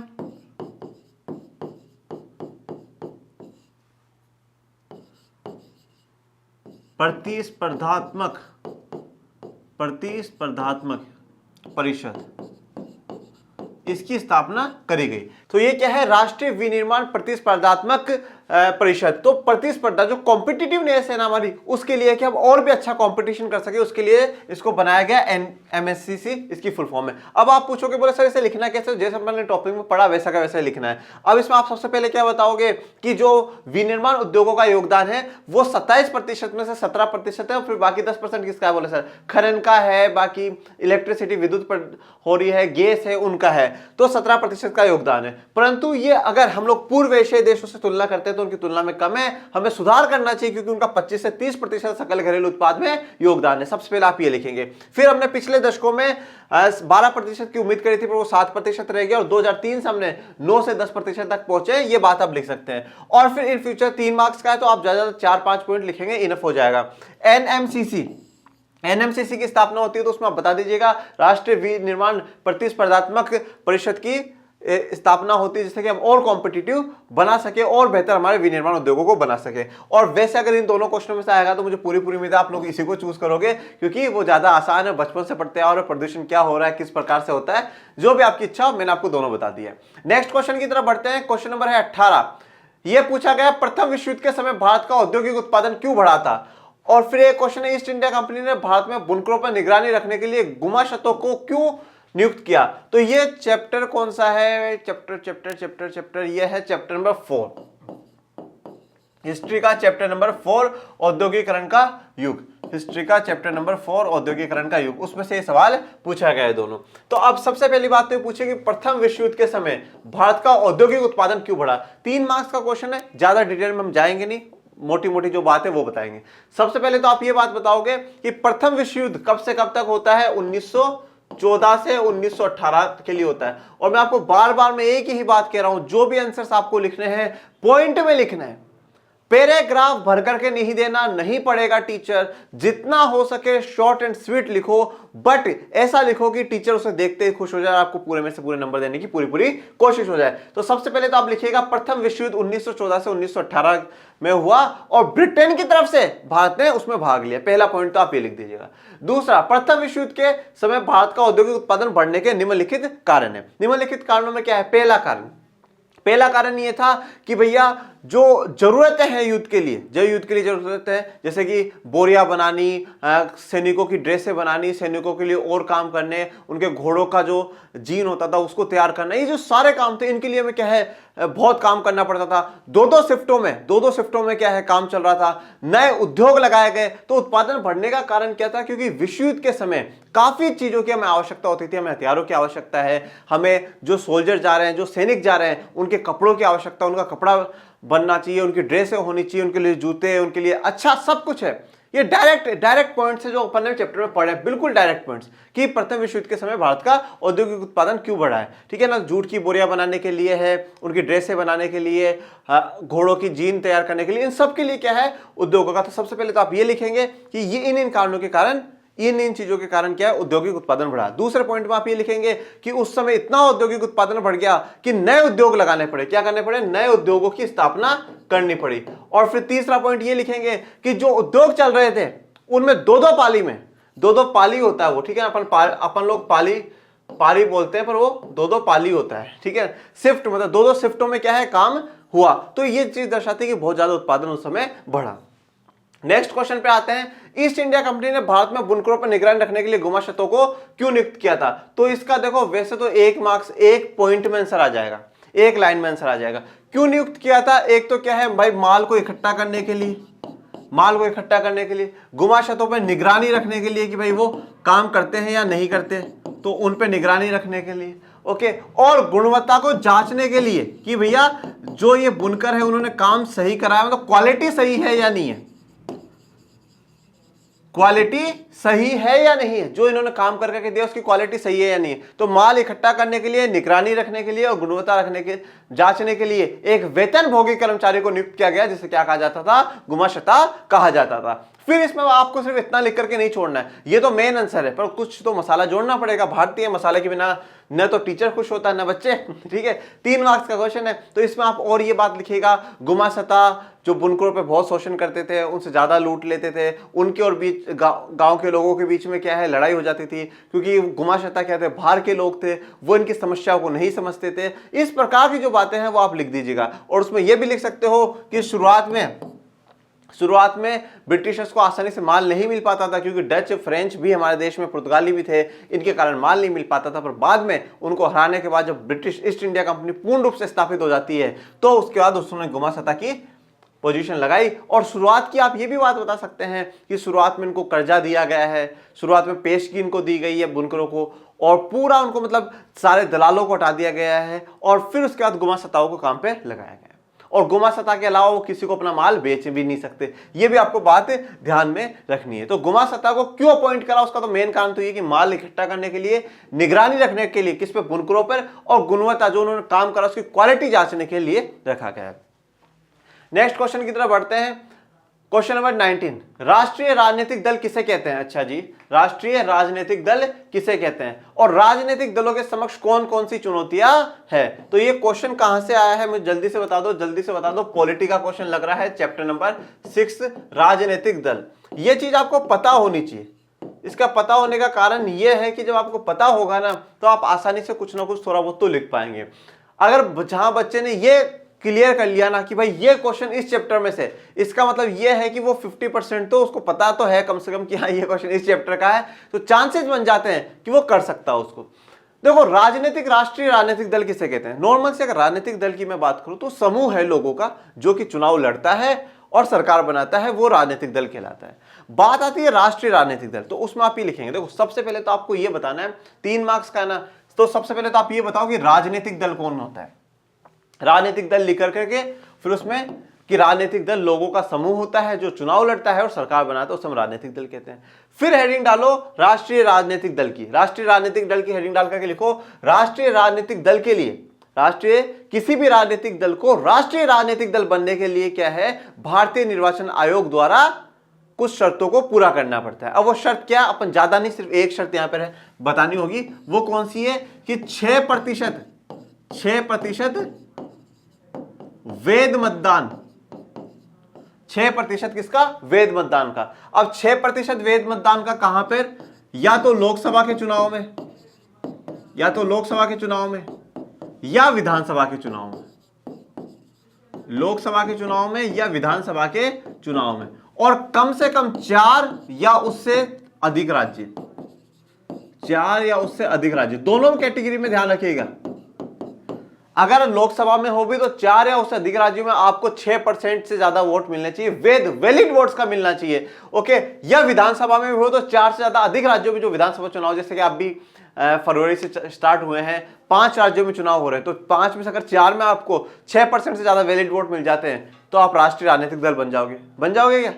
नहीं सर नहीं, अभी एक बात रह गई, क्या, 4 सीट होनी चाहिए लोकसभा में, या फिर चॉइस नहीं है, दोनों साथ कंप्लीट करनी है, दोनों साथ ही कंप्लीट करना, ये नहीं किया तो ये कर दो या ये कर दो, ये पूरा होना चाहिए, ये भी होना चाहिए, और 4 सीट लोकसभा में होनी चाहिए, तभी आप क्या कहलाओगे, राष्ट्रीय राजनीतिक दल कहलाओगे। क्या कहलाओगे? राष्ट्रीय राजनीतिक दल कहलाओगे। और फिर आप ऐसे ही बना करके आना, उसमें ऐसे ही बना करके आना, पहले इधर ये वाली बात लिख देना और फिर प्लस लगा करके और ये वाली बात लिख देना।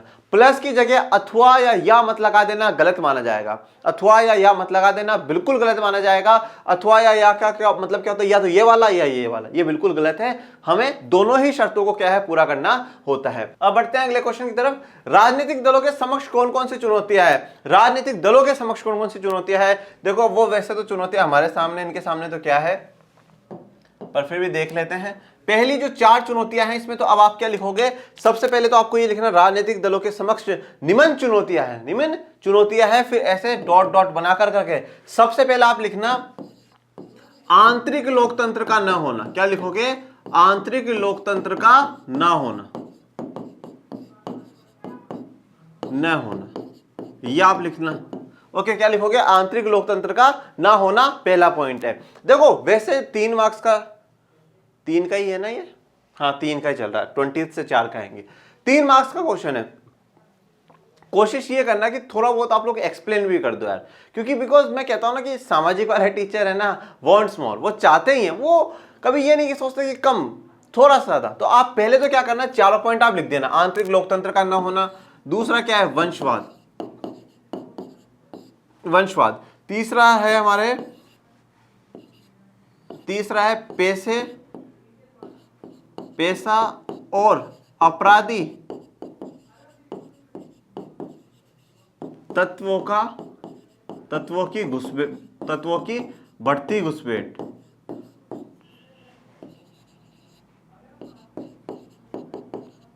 घुसपैठ, ये मैं समझा दूंगा अभी आप लोगों को। और लास्ट जो लिखना है, विकल्पहीनता, विकल्पहीनता, ओके।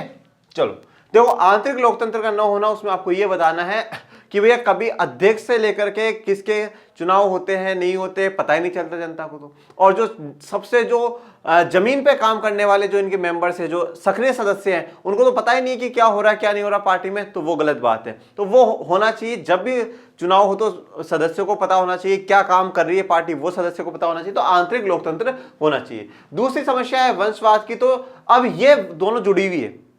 आंतरिक लोकतंत्र क्यों नहीं है? आज मैं पार्टी का अध्यक्ष हूं, कल को मैंने कोई पार्टी में चुनाव नहीं करा है, मैंने मेरे बेटे को क्या करा, पार्टी का अध्यक्ष बना दिया, ठीक है, तो वो वंशवाद वाली भी समस्या है। तीसरा क्या है, पेशा और अपराधी तत्वों की बढ़ती घुसपैठ। ये विशेष करके आप इसमें ब्रैकेट में लिख सकते हो, विशेष करके चुनाव के समय। कब? विशेष करके चुनावों के समय, ये बात आप उसमें लिख सकते हो, चुनावों के समय, ये बात आप लिख दोगे तो थोड़ा सा और भी पॉइंट इसमें लग जाएगा। तो पेशा और अपराधी तत्व के हम देखते हैं कि भाई ज्यादा अपराधियों को टिकट दी जाती है, पार्टियां पैसे उस समय सिर्फ और सिर्फ पार्टी है वो जीतने की सोचती कि हमें जीतना है और हमें कुछ नहीं पता, चाहे हम किसी को भी दे, अपराधी को दे, पैसे वाले को दे, बस हमें क्या है, चुनावों को जीतना है। वही विकल्पहीनता का मतलब क्या है कि विकल्प नहीं है। अब सभी पार्टियों के एक जैसे ही मुद्दे, हम ये कर देंगे, हम वो कर देंगे, महंगाई कम करेंगे, भ्रष्टाचार हटाएंगे, सबके पास एक जैसे मुद्दे हैं, तो जिनकी कोई अलग सोच है वो किधर जाए, तो विकल्पहीनता। अब ऑप्शन लेस है हमारे लोकतंत्र, तो ये थोड़ी सी मुख्य समस्याएं हैं। अब आगे बढ़ते हैं क्वेश्चन नंबर 20 की तरफ।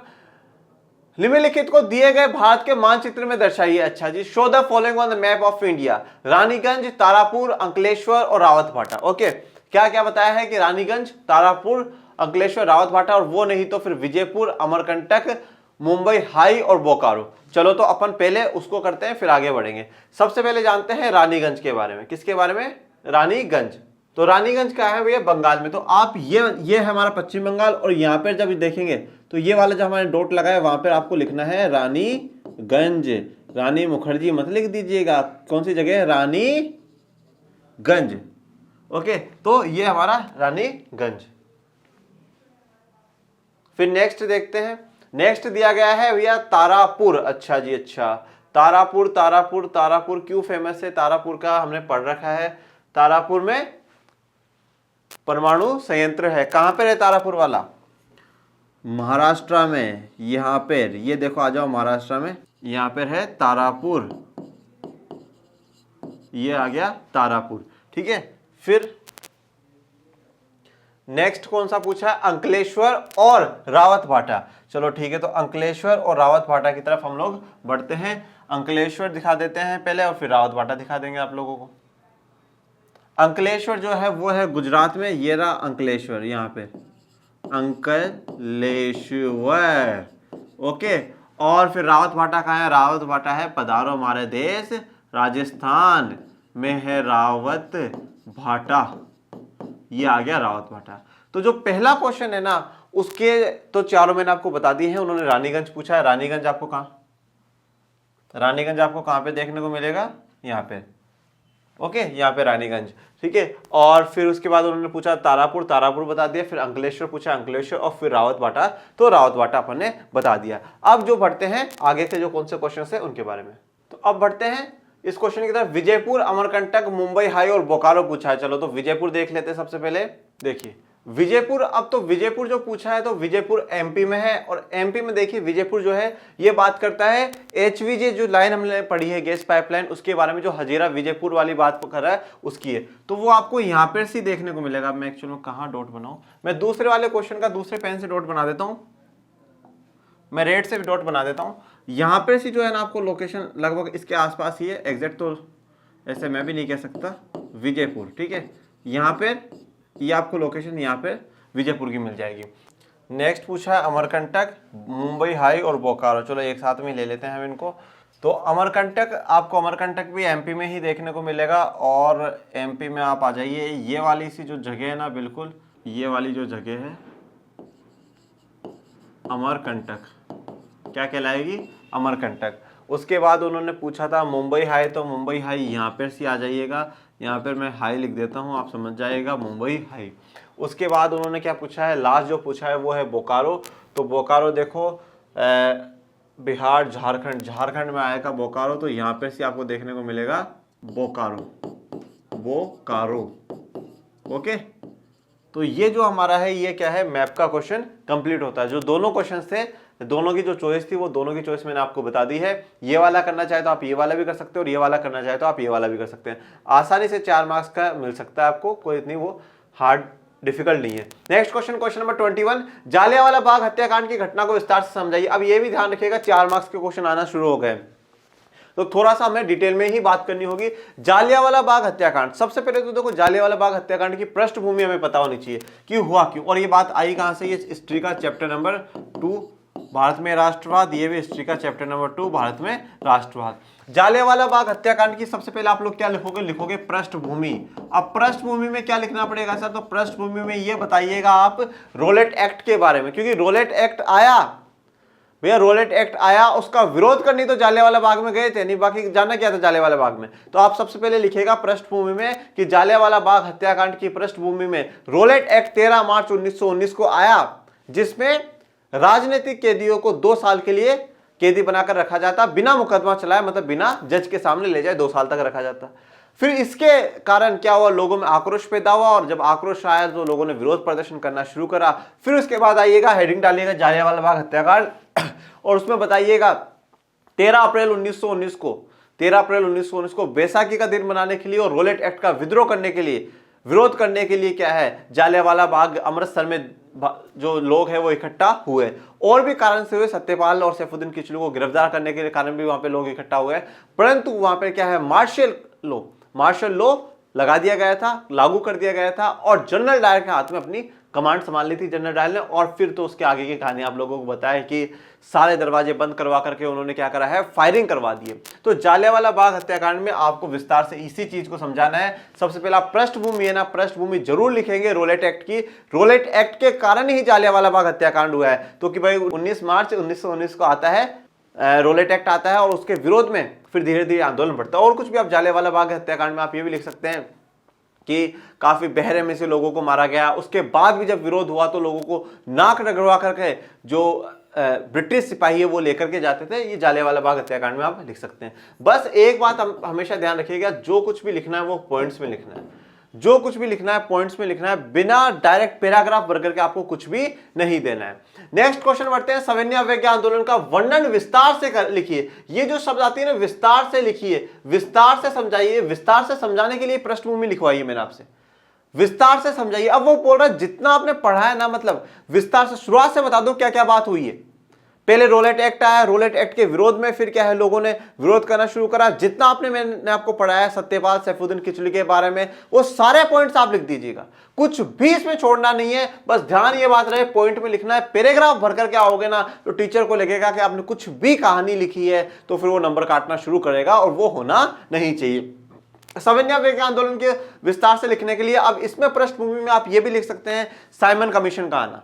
साइमन कमीशन का आना अगर आप लिखना चाहते हैं पृष्ठभूमि में तो लिखिए, और नहीं भी लिखना चाहते तो कोई दिक्कत वाली बात नहीं।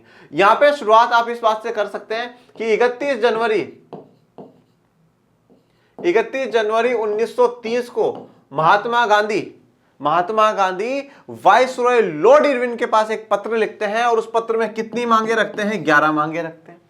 31 जनवरी 1930 को महात्मा गांधी बापूजी क्या है, वाइसरॉय लॉर्ड इरविन के पास 11 मांगे लिख करके एक पत्र भेजते हैं, और कहते हैं कि अगर ये मांगे नहीं मानी जाती है तो हम एक बहुत बड़ा आंदोलन करेंगे, एक बहुत बड़ा विद्रोह करेंगे। और इसके लिए डेडलाइन कब तक की दी, डेडलाइन के लिए बोला गया है 24 मार्च तक की बात कही गई थी कि अगर 24 मार्च तक आप नहीं मानोगे तो हम बहुत बड़ा आंदोलन करेंगे। लॉर्ड इरविन भी झुके नहीं, और महात्मा गांधी तो झुकते थे ही नहीं, तो लॉर्ड इरविन झुके नहीं, तो उसके बाद फिर आप एक हेडिंग डालना और दांडी यात्रा लिखना। फिर दांडी यात्रा के बारे में बता देना, साबरमती के तट से बापू तूने कर दिया कमाल। ठीक है, तो साबरमती से शुरुआत करी और 240 किलोमीटर दूरी थी, 240 किलोमीटर दूरी थी। बापू रोज 10 किलोमीटर के करीबन चला करते थे, और फिर वहां जाकर के उन्होंने फाइनली नमक कानून को तोड़ा, और 6 अप्रैल 1930 को उन्होंने कानून का उल्लंघन कर दिया। और कानून का उल्लंघन करते ही, और कानून क्या था कि वहां पे कोई भी सरकार की परमिशन, सरकार की इजाजत से पहले कानून नहीं बना सकता, पर बापू ने वो काम कर दिया, और उसी दिन से सविनय अवज्ञा आंदोलन शुरू हो जाता है। क्या शुरू हो जाता है, सविनय अवज्ञा आंदोलन शुरू हो जाता है। सविनय अवज्ञा आंदोलन शुरू होता है, फिर आप इसमें और भी बातें लिख सकते हैं कि फिर से भारतीय लोगों में जोश आता है। सविनय अवज्ञा आंदोलन में यह पॉइंट आपको विशेष करके डालना होगा कि सविनय अवज्ञा आंदोलन असहयोग आंदोलन से इस प्रकार भी अलग था कि सविनय अवज्ञा आंदोलन में बापू कह रहे थे हम कानूनों का उल्लंघन करेंगे, हम कानूनों का उल्लंघन करेंगे। फिर एक पॉइंट आप ये भी लिखिएगा कि सविनय अवज्ञा आंदोलन इसलिए भी मजबूत हुआ क्योंकि 1929 के लाहौर सेशन में, लाहौर सत्र में, लाहौर अधिवेशन में पूर्ण स्वराज की बात उठ चुकी थी। पूर्ण स्वराज वाला पॉइंट भी आपको लिखना है। आप कॉपी लेकर करके बैठिए बच्चों, कॉपी लेकर करके ये वीडियो देखिए, वरना सब बत्ती गुल हो जाएगी। पॉइंट्स लिखते जाइए, बाकी सब कुछ आपका पढ़ा हुआ है, मैं सिर्फ आपको पॉइंट बता रहा हूं। पूर्ण स्वराज्य वाली बात आप यहां पे लिख सकते हैं। फिर सविनय अवज्ञा में यह बात और लाइएगा कि ब्रिटिश सरकार के जुल्म बंद नहीं हुए, अब्दुल गफ्फार खान इन सबको गिरफ्तार सरकार ने कर लिया, और गिरफ्तार जब कर लिया तो उसके बाद क्या होता है, मार्च 1931 5 मार्च 1931, पूरा ही लिख लीजिए आप, एक काम करिए, 5 मार्च 1931 को Lord Irwin pact, Mahatma Gandhi के साथ इरविन पैक्ट समझौता होता है, इरविन समझौता होता है। तो वो उस इरविन समझौते में क्या लिखा है, गांधी इरविन समझौता, आप उसे लिखिएगा कि गांधी इरविन समझौता, क्या लिखोगे, गांधी इरविन समझौता, ये आप हेडिंग डाल दीजिएगा उसमें, गांधी इरविन समझौता बताइएगा। 5 मार्च 1931 को गांधी इरविन समझौता होता है और उसमें ये बात होती है कि बापू क्या है, गोलमेज सम्मेलन में जाएंगे, दूसरी गोलमेज सम्मेलन जो होगी उसमें जाएंगे। इससे पहले कांग्रेस मना कर रही थी, बापू मना कर रहे थे, पर अब जाएंगे। और इरविन क्या करेंगे, जिन जिन को गिरफ्तार कराए सबको राजनीतिक कैदियों को छोड़ देंगे। ये बात आप सविनय अवज्ञा आंदोलन में लिख सकते हैं। फिर बापू कहाँ जाते हैं, लंदन जाते हैं, और परंतु जब यहाँ पर आकर के देखते हैं तो और भी स्थिति बेकार होती है, फिर से वो सविनय अवज्ञा आंदोलन को शुरू करते हैं। ये बात आप पूरी इसमें बता सकते हैं। फिर बढ़ते हैं भैया नेक्स्ट क्वेश्चन की तरफ।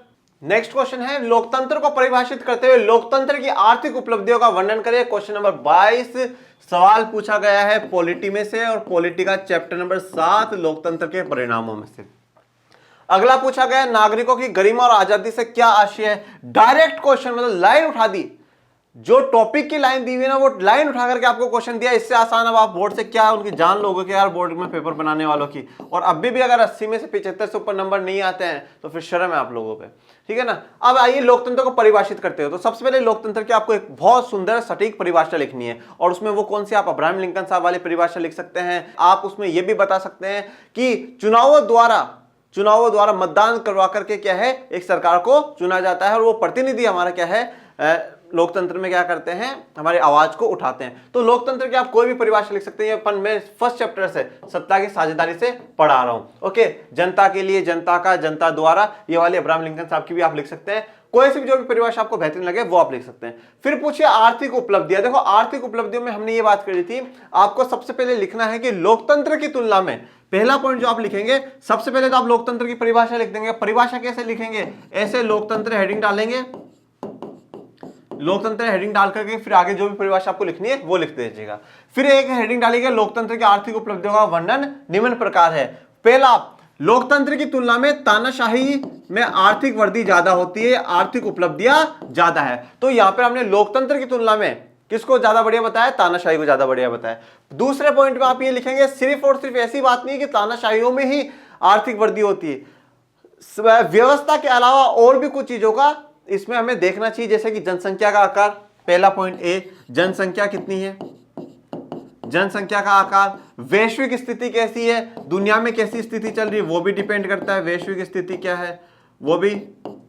और उसके बाद आप ये भी लिख सकते हैं कि सरकार की नीतियों में भी आप बात डाल सकते हैं कि सरकार की नीति कैसी है, सरकार की नीति। आर्थिक प्राथमिकता हमारी क्या है, हमें क्या पहले चाहिए वो भी डिपेंड करता है, आर्थिक प्राथमिकता भी आप लिख सकते हैं। तो इस प्रकार से ये भी चीजें क्या है, निर्भर करती है एक आर्थिक उपलब्धियों के लिए। तो जरूरी नहीं है तानाशाही हो। फिर अंतिम में नोट डाल करके लिखेगा, हाँ हो सकता है कि तानाशाही बेहतर हो, परंतु बाकी दूसरे पहलुओं में लोकतंत्र बढ़िया है। लोकतंत्र सुस्त है, मानते हैं। लोकतंत्र भ्रष्टाचार है, मानते हैं। लोकतंत्र में कमियां मानते हैं, पर दुनिया में सबसे बेहतरीन व्यवस्था जो है वो लोकतंत्र है। ये बात आप लिख दीजिएगा, तो लोकतंत्र की तारीफ भी हो जाएगी और उसकी उपलब्धियों का वर्णन भी हो जाएगा। अगले सवाल की तरफ बढ़ते हैं कि नागरिकों की गरिमा और आजादी से क्या आशय है। देखो गरिमा और आजादी से क्या आशय है, गरिमा और आजादी से हमारा सिर्फ और सिर्फ इतना सा आशय है कि लोगों को फ्रीडम मिलनी चाहिए, उनको वो आजाद होने चाहिए। और गरिमा मतलब क्या है, उनका सम्मान होना चाहिए। गरिमा और आजादी से मतलब यही है कि लोगों का, सभी लोकतंत्र में सभी लोगों का क्या हो, सम्मान हो, किसी प्रकार का उनके साथ भेदभाव ना हो, किसी का अपमान ना हो, और अपनी बात रखने के लिए वो बिल्कुल आजाद है। ये गरिमा और आजादी की बात करते हैं। तो इसमें आप यहां पे आप लोकतंत्र की तारीफ करते जाइए कि लोकतंत्र से बेहतर कोई भी व्यवस्था नहीं है जो नागरिकों की गरिमा और आजादी की चिंता करती है। ठीक है, जब देश में झगड़े कब होते हैं, जब हम किसी का सम्मान नहीं करते, जब हम किसी का सम्मान नहीं करते। लोकतंत्र में सभी समुदायों का, सभी व्यक्तियों का और सभी वर्गों का क्या होता है, सम्मान होता है। उसके साथ आप ये भी लिखिएगा कि लोकतंत्र में लोगों को मतदान का अधिकार होता है। तो लोकतंत्र में लोग अपने मतदान के द्वारा सत्ता को बदल सकते हैं, और वो अब महसूस करने लगे हैं कि हम लोग क्या है, हमारे वोट से क्या है, एक वोट से बहुत बड़ा प्रभाव पड़ता है। और बाकी इसमें आप लोकतंत्र में ये भी लिख सकते हैं कि लोकतंत्र में संविधान होता है, और वो संविधान मौलिक अधिकार देता है, जो मौलिक अधिकार लोगों के गरिमा के और उनकी आजादी के लिए ही होते हैं। ये बात आप लिख सकते हैं। और भी बहुत से ऐसे पॉइंट्स हैं जो आप इसमें लिख सकते हैं कि जो लोकतंत्र में ही होते हैं, और उन्हीं से उनके आप ये भी लिख सकते हैं कि प्रतिनिधित्व वाली व्यवस्था भी लिख सकते हैं कि भाई प्रतिनिधित्व सिर्फ और सिर्फ जहां हमें देखने को मिलता है वो कहां देखने को मिलता है, कहां देखने को मिलता है, हमें सिर्फ और सिर्फ लोकतंत्र में ही देखने को मिलता है, बाकी दूसरी व्यवस्था में नहीं है। कि जो भी कमजोर अल्पसंख्यक समुदाय के लोग होते हैं उनके प्रतिनिधित्व का ध्यान रखा जाता है। अल्पसंख्यक बहुसंख्यक में भेद नहीं होता, सबका बराबर ध्यान रखा जाता है, महिलाओं का पुरुषों का सबका। ये बातें गरिमा और आजादी में ही आ जाएगी। फिर बढ़ते हैं नेक्स्ट क्वेश्चन की तरफ। नेक्स्ट क्वेश्चन देखते हैं, क्वेश्चन नंबर 23, और शायद मुझे लगता है आप लोगों का आखिरी क्वेश्चन होगा। हो बहुत ही बढ़िया, बहुत उत्तम। तो अंतिम का सवाल की तरफ हम लोग जा रहे हैं। तो अंतिम सवाल है, तो अंतिम धमाका देख लेते हैं कौन सा है हमारे लिए। क्वेश्चन पूछ रहा है वस्तुओं के मानकीकरण का क्या अर्थ है। अच्छा, विभिन्न उत्पादों के मानकीकरण को दर्शाइए। What is meant by standardisation of goods, describe the standardisation of various products. तो पहले इस क्वेश्चन को देखते हैं, फिर इसकी जो चॉइस है वो देखेंगे। देखो क्वेश्चन जो पूछा गया है इकोनॉमिक्स का है, चैप्टर नंबर 5 में से पूछा गया है। ठीक है, मानकीकरण का सबसे पहले है मानकीकरण का अर्थ क्या है। देखो मानकीकरण, मानक, स्टैंडर्ड फिक्स करना, मानक या स्टैंडर्ड फिक्स करना। इसमें आपको ये लिखना है मानकीकरण से हमारा ये आशय होता है, मानकीकरण का मतलब है कि वस्तुओं का उनके गुणों के आधार पर उनके कुछ मानक निर्धारित कर देना, उनके स्टैंडर्ड। देखो भैया एक तो क्या है, एक तो कोई चीज बिल्कुल लो क्वालिटी की होती है। हम कैसे, जैसे मान लो आज कोई एक चीज है, कोई एक मैं एडिडास के जूते खरीद रहा हूं, उसके स्टैंडर्ड है। हम क्या सोचते हैं यार देखो एडिडास कंपनी है, ऐसी होगी, वो बढ़िया क्वालिटी होगी, उसने बढ़िया क्वालिटी का उसका एक स्टैंडर्ड हम लोगों ने फिक्स कर दिया ना। और फिर एक हम कोई लोकल ऐसे खरीद लेते हैं तो ठीक है यार चलने दो, कोई दिक्कत वाली बात नहीं। तो मानकीकरण में क्या, मानक फिक्स कर देना, स्टैंडर्ड उसके फिक्स कर देना। अब स्टैंडर्ड फिक्स करने में क्या है कि भैया हम उस पर देखें कि उस पे जैसे कोई भी प्रोडक्ट आ रहा है तो हम उस पे हॉलमार्क के, एक मार्क के इनके साइन देखें कि उन पे साइन है या नहीं है, कौन सा किस प्रकार का इस्तेमाल हो रहा है। ये सारी बात हम लोगों को ध्यान में रखनी होगी। तो मानक एक तरीके से क्या, एक स्टैंडर्ड तय कर देना, एक लेवल तय कर देना कि हाँ भाई इससे ऊपर ही होना चाहिए, नीचे नहीं होना चाहिए। ओके, तो वस्तुओं के मानकीकरण का क्या अर्थ है, विभिन्न उत्पादों के मानकीकरण को दर्शाइए। तो अब मानकीकरण का अर्थ तो हमने देख लिया कि भाई विभिन्न जो उत्पाद है, जो अलग अलग सामान, अलग अलग वस्तु है, उनके गुणों के आधार पर उनका क्या है, मानक निर्धारित करना, उनका स्टैंडर्ड। भाई इससे अच्छा ही होना चाहिए, इससे बेस्ट ही होना चाहिए ना। अब अलग अलग उत्पादों के मानकीकरण, जैसे तो अलग अलग उत्पादों में ये है, आप इसमें ये लिख सकते हैं, जैसे कि मान लीजिए एक मार्क है। अब एक मार्क किसके लिए होता है, जो खाद्य पदार्थ है उनके लिए होता है। ISI किसके लिए होता है, जो इलेक्ट्रिकल जो सामान है, इलेक्ट्रिकल जो वस्तु है उनके लिए होता है। और जैसे मैं आपको एक और बताता हूं, जैसे है ना आपने बहुत सी बार FSAI देखा होगा, फसाई। ठीक है ना, ये फसाई क्या है, ये भारत की फूड सिक्योरिटी एजेंसी है, मतलब एक तरीके से मान लीजिए अथॉरिटी है जो चेक करती है फूड को कि भाई वो सही है या नहीं है। तो इसका भी लिख सकते हैं, ये मानक तय कर दिया ना भाई, ये चेक करेगी, ये लेवल देखेगी कि लोगों को खाने लायक है या नहीं। तो इस प्रकार से आप इस आंसर को कंप्लीट कर सकते हैं। ओके, देखिए बेसिक सी बात है, कोई इतना घबराने वाली बात नहीं है, आसान से सवाल है। लास्ट क्वेश्चन जानते हैं, उपभोक्ता जागरूकता से क्या आशय है, इसकी आवश्यकता हमें क्यों पड़ती है। तो उपभोक्ता जागरूकता से क्या आशय है, आशय का मतलब है, उपभोक्ता जागरूकता का मतलब क्या है। तो उपभोक्ता जागरूकता से हमारा यह मतलब है कि वो क्या रहे, अपने उपभोक्ता अधिकारों के बारे में जागरूक रहे, उपभोक्ता अधिकारों के बारे में क्या रहे, जागरूक रहे। सबसे पहले तो आप ये लिखेंगे, उपभोक्ता अधिकारों के लिए क्या रहे, जागरूक रहे। तो उसे हम लोग क्या कहेंगे, उपभोक्ता जागरूकता कहेंगे, वो जागरूक रहे। अब जागरूक रहने का मतलब क्या है कि वो बिल्कुल उसे क्या हो, पूरा ज्ञान हो, ज्ञान होना चाहिए, निपुण होना चाहिए, वो जो भी सामान वो खरीदने जा रहा है, ओके, ज्ञान निपुण होना चाहिए। ज्ञान निपुण होने का मतलब क्या है, वो ये सारी बातें ध्यान रखे कि उसको रसीद लेनी है, उसको MRP से ज्यादा पैसा नहीं देना है, उसको MRP से ज्यादा पैसा नहीं देना है, उसको सारे जो अधिकार है कि भाई मुझे जानने का अधिकार है, मुझे सूचना पाने का अधिकार है, इन सभी के बारे में सचेत रहे। ये सारी बातें, मतलब अब इसमें जितना आपने उपभोक्ता जागरूक, अब आप खुद के ऊपर लो ना, हमें जागरूक होने का मतलब क्या क्या है, हमें सारे अधिकारों के बारे में पता हो, आप सारे अधिकारों के नाम वहां लिख सकते हैं, ये चीज आप इसमें कर सकते हैं। फिर आवश्यकता में क्यों पड़ती है, आवश्यकता इसलिए पड़ती है कि हमें बाजार में उपभोक्ताओं का क्या होता है, शोषण होता है, और अगर इस शोषण से अगर हमें बचना है तो हमें क्या रहना होगा, हमें जागरूक ही रहना होगा। अगर हमें शोषण से बचना है तो हमें क्या करना होगा, हमें जागरूक रहना पड़ेगा, तभी हम इनसे बच सकते हैं। और इसी के साथ जो है मध्य प्रदेश का मॉडल पेपर है वो कंप्लीट होता है। बच्चों मैं फिर से कह रहा हूं, बिल्कुल इजी मॉडल पेपर आप लोगों के लिए आया है। 80 मार्क्स में से आप आराम से आप 75 से ऊपर कर सकते हैं। 75 से ऊपर आप लोग कर सकते हैं। आप आंसर्स लिखिए, प्रैक्टिस करिए। मैंने पॉइंट्स बताए हैं बिकॉज पूरा मैं भी यहाँ पे नहीं लिख सकता। आप उन पॉइंट्स के हिसाब से करिए और लेक्चर्स देखिए। लेक्चर्स के में आपको इन सब के आंसर मिल जाएंगे। ऐसा कोई सा भी क्वेश्चन नहीं है इनमें से कि जहां आपको लेक्चर में आंसर ना मिलेंगे। मैंने चैप्टर्स के नेम इसीलिए लिखे हैं, मैंने चैप्टर के नेम इसीलिए लिखे कि अगर आपको कोई चीज फिर भी डाउट आए ना तो वो चैप्टर का खोल करके आप लेक्चर देख लीजिए। आराम से 75 मार्क्स आ सकते हैं। किसी भी प्रकार का कोई भी आपको डाउट रहे और कुछ है तो आप कमेंट बॉक्स में जरूर लिखिएगा और ये विश्वास बना करके जाइएगा कि आप बोर्ड टॉपर बनेंगे, सामाजिक विज्ञान में बदलाव आएगा और इस बार बेहतरीन नंबर आएंगे। और अपने चैनल को ज़्यादा लाइक करें, शेयर करें, सब्सक्राइब करें। मिलते हैं अगले किसी वीडियो में, तब तक के लिए थैंक यू सो मच। जय हिंद, जय भारत।